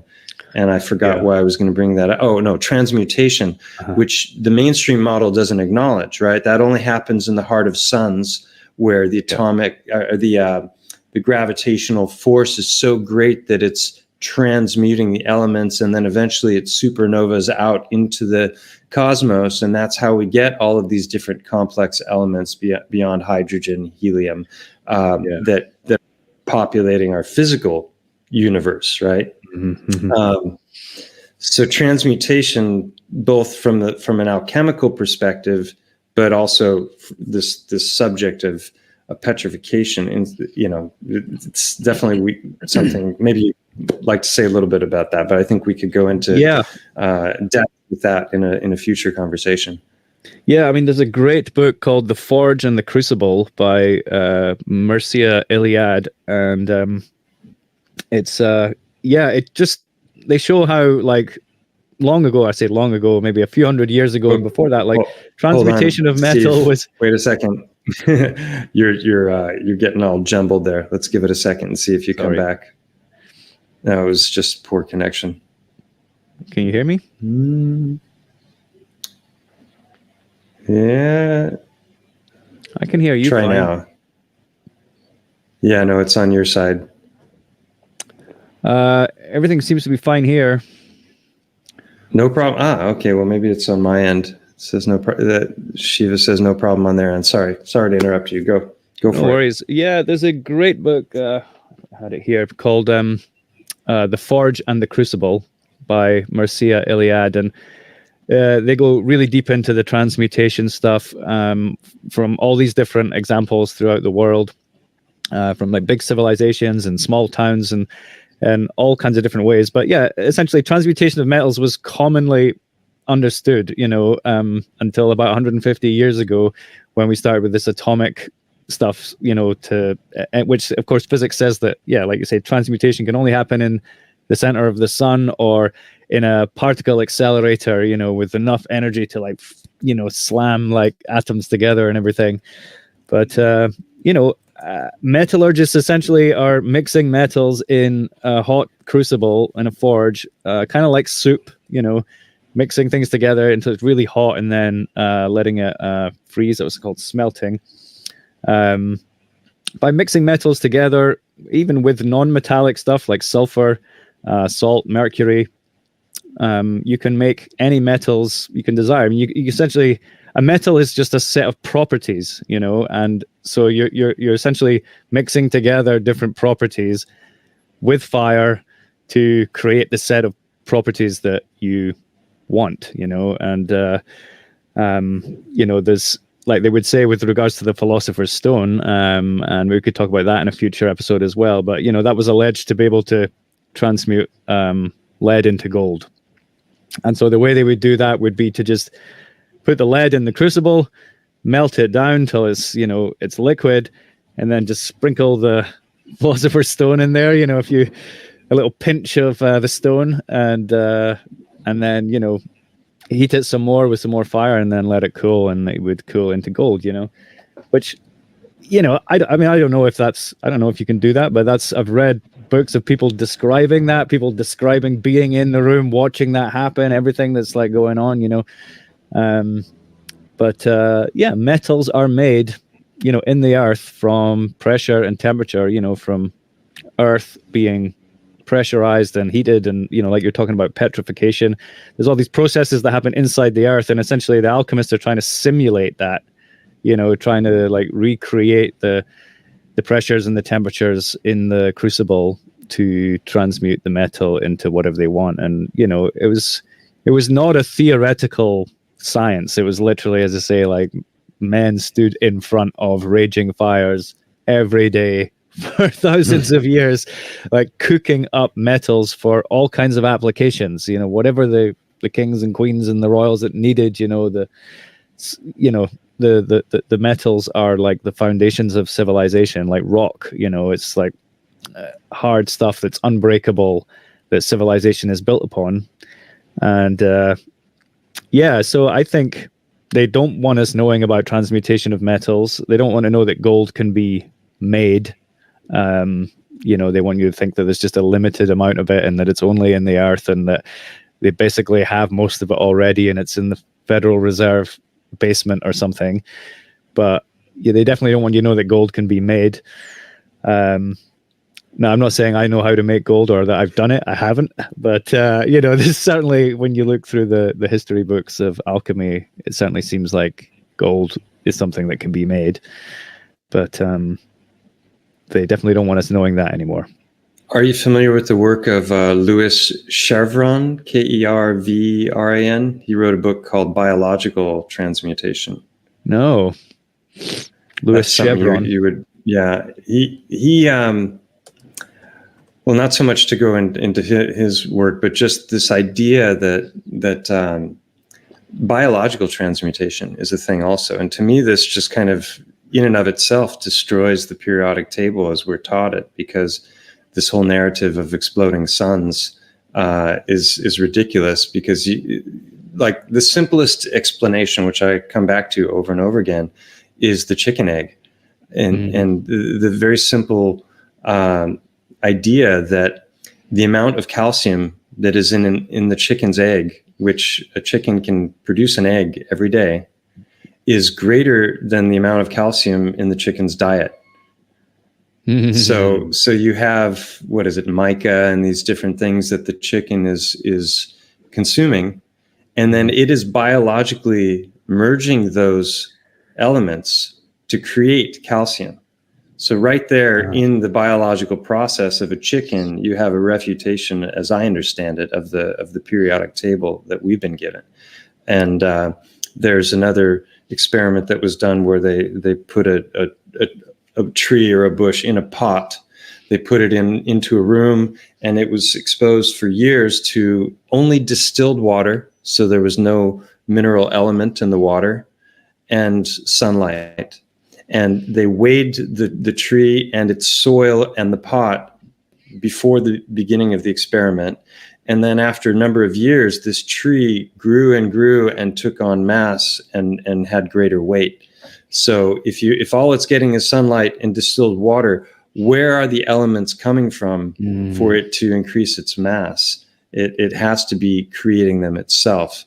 And so this ties into a lot of my work on the subject of the great trees and petrification instant petrification and the different ways in which the elements are created. So this is definitely an in-depth topic that I would love to pick your brain on in a future conversation. But that's where I'd like to go with that eventually. Yeah. I think, so I remember someone, it might have been Tom Cowan, maybe, talking about transmutation of sodium into potassium. Is it? There's something in biology where it's like, is it sodium inside the cells, potassium outside the cells? And there's meant to be this little pump in the cell that like pumps them through and stuff. But actually, the transmutation angle explains it all much more nicely, I believe. But, it's cell biology. And if you think of the Russell periodic table with the sine wave and these different octaves of elements, then it's, there's a shift from one octave to another, which we would, describe as an elemental shift, that it's becoming something different than what it was. Yeah. And I think it's such a fascinating subject. I wish I had studied a lot of chemistry and physics when I was younger so that I could actually go in depth into those subjects. Instead, for me, it's just more ideas, and I have to, talk to somebody like you to try and sort it out. It's been a great chat, though, Mike. It has. Maybe if there are any questions in the comments before we go, somebody would like to. I'll just say about your. Just say about your heart rocks, we talked to you about the heart rocks. Man, there's so many of them around here. We find them all the time. Beautiful, like white rocks with all the, heart shaped, like with all the holes in the right place for like the aorta and stuff. So I think your work's absolutely amazing and really important, and it's, really expanded my mind as well. So thank you for everything you do. Thank you. Yeah, it's whether or not they're hearts, I haven't proven it from a mainstream scientific perspective yet. At some point, I would love to have the funding to, spend the many thousands of dollars that would be required to do a spectrographical analysis of the elements, because I think if you were to have two columns and compare the constitutional elements of a fleshy heart to these stones, you would probably be able to see, there are correlations, and then this particular thing is shifted to that, and that would be interesting to look at from a, looking at the Russell periodic table, like, is that an octave up or down from what it was, and then you might be able to begin to get some sort of, undeniable proof. But there's no doubt whatsoever that there's a reoccurring pattern that goes beyond random chance or erosion or, just fragments of larger sedimentary layers breaking off and then eventually eroding into these shapes, because there's far, far too much anatomical specificity. But yeah, it's a very, very interesting subject. If people who are listening are not familiar with that work, I have a whole playlist on petrified organs on my channel that's touching on that, and literally hundreds and hundreds of examples, and many that have been sent to me from around the world from other people that are in many cases even more majestic than the ones I'm showing, because they still have the fleshy color of the hearts. So yeah, thanks for the compliment. I appreciate it. And obviously I want to have further conversations with you to tie in those themes, to talk about things like radium and helium and plasma physics and stuff that maybe is not your area of expertise, but you've probably dipped into a lot of these subjects out of your own curiosity. And I think that could be a really fruitful conversation or conversations. So maybe this is a good place to I don't see any specific questions in the chat. Thank you all for coming. There's still 168 people watching, which is great to have. Oh, that's awesome. Have a lot of people getting exposed to your work. I really encourage people to buy this book, buy it and give it to other people, people who are skeptics, people who think you're crazy, because he's laid things out in such a really beautiful, simple way that's easy to understand, and will hopefully open the skeptics' minds to ideas that they might not normally have considered.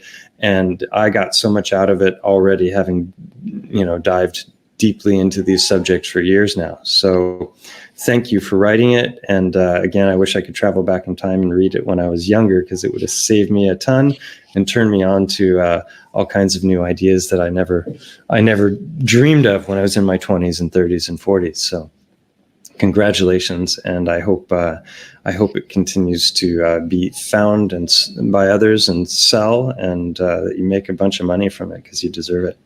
Oh, thank you very much, Mike. That's wonderful. It's been a great chat, and yeah, really excited to talk with you some more. We got so much more we can cover.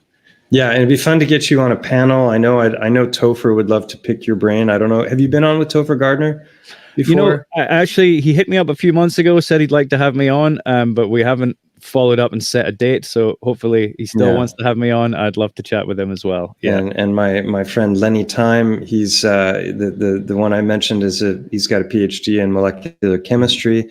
It'd be fun to just get some guys on and start to riff on some of these different subjects and try and work out some theoretical models when it comes to the subject of instant petrification, because if it could be reproduced, that would be a death blow to the geological model. I see. Yeah. So like reproducing the instant petrification in a laboratory setting, that's the challenge. Yeah, and I haven't even begun to go anywhere near that. I'm a vegetarian, lifelong vegetarian. The idea of going and buying hearts at the butcher and starting to toy with them, I just can't deal with it. But a friend of mine, Howard, he doesn't have the same hangups, and he went out and bought this big, beautiful cow's heart that he sent me a picture of. I'm like, oh my God. So he's interested in trying the boiling process and doing the blunt dissection to show the heliocentric, the myocardial ventricular band, which is this whole idea that the heart is a rope. And I have a video on my channel, a 1-minute video that people can watch if they don't know what I'm talking about, called "The Heart is Not What You Think." And it's it's a really beautiful little short video that I made, showcasing the discoveries and the amazing work of this man, Francisco Torrent Guasp, who coincidentally lived and worked his whole career working out of his home on the foothills of Mont Go, this mountain that I've done a whole lot of investigation into. So that there's just a synchronicity there where I found all these heart stones, came across his work, which opened my eyes to different anatomical features that I hadn't considered. That then I went back to the stones that I'd already found and found that those features were there, very, very specific features in many of the stones that I'd already gathered. So I had just seen these lines and thought of them as random creases in the stone, but I didn't realize that they lined up perfectly with the anatomy of the heart. And it was his work that helped me make that correlation. And then it turns out that he lived and worked his whole career, like literally a 15-minute drive from me. So what are the odds? It's a crazy sync. So that's great. I really think you're onto something with all this, man. It's really good science. Everything you've done that I've seen, I think it's really solid and makes perfect sense to me from everything I know. So full power to you, man. And this is coming from a PhD theoretical physicist. So, hey, I've arrived. No, thank you. Well, me, I'm just a fool. Don't listen to me. Oh, that's right. Me too. Definitely a fool. Definitely a fool. Don't. By the way, this is all just theoretical musings. Don't take anything we say as fact. Yeah, we're just playing. Yeah, this is all just been. Yeah, that's our. What do you say? The disclaimer for the tubes of you. Yeah. So, all right. Wonderful. Thank you so much for this conversation. It's been a lot of fun. I knew it would be, and we'll pick up the talking stick again soon and continue. Amazing. All right. Take care, everybody. Thanks, Thank you for joining in. It's been fun. I hope you enjoyed it. Bye-bye. Thanks, everyone.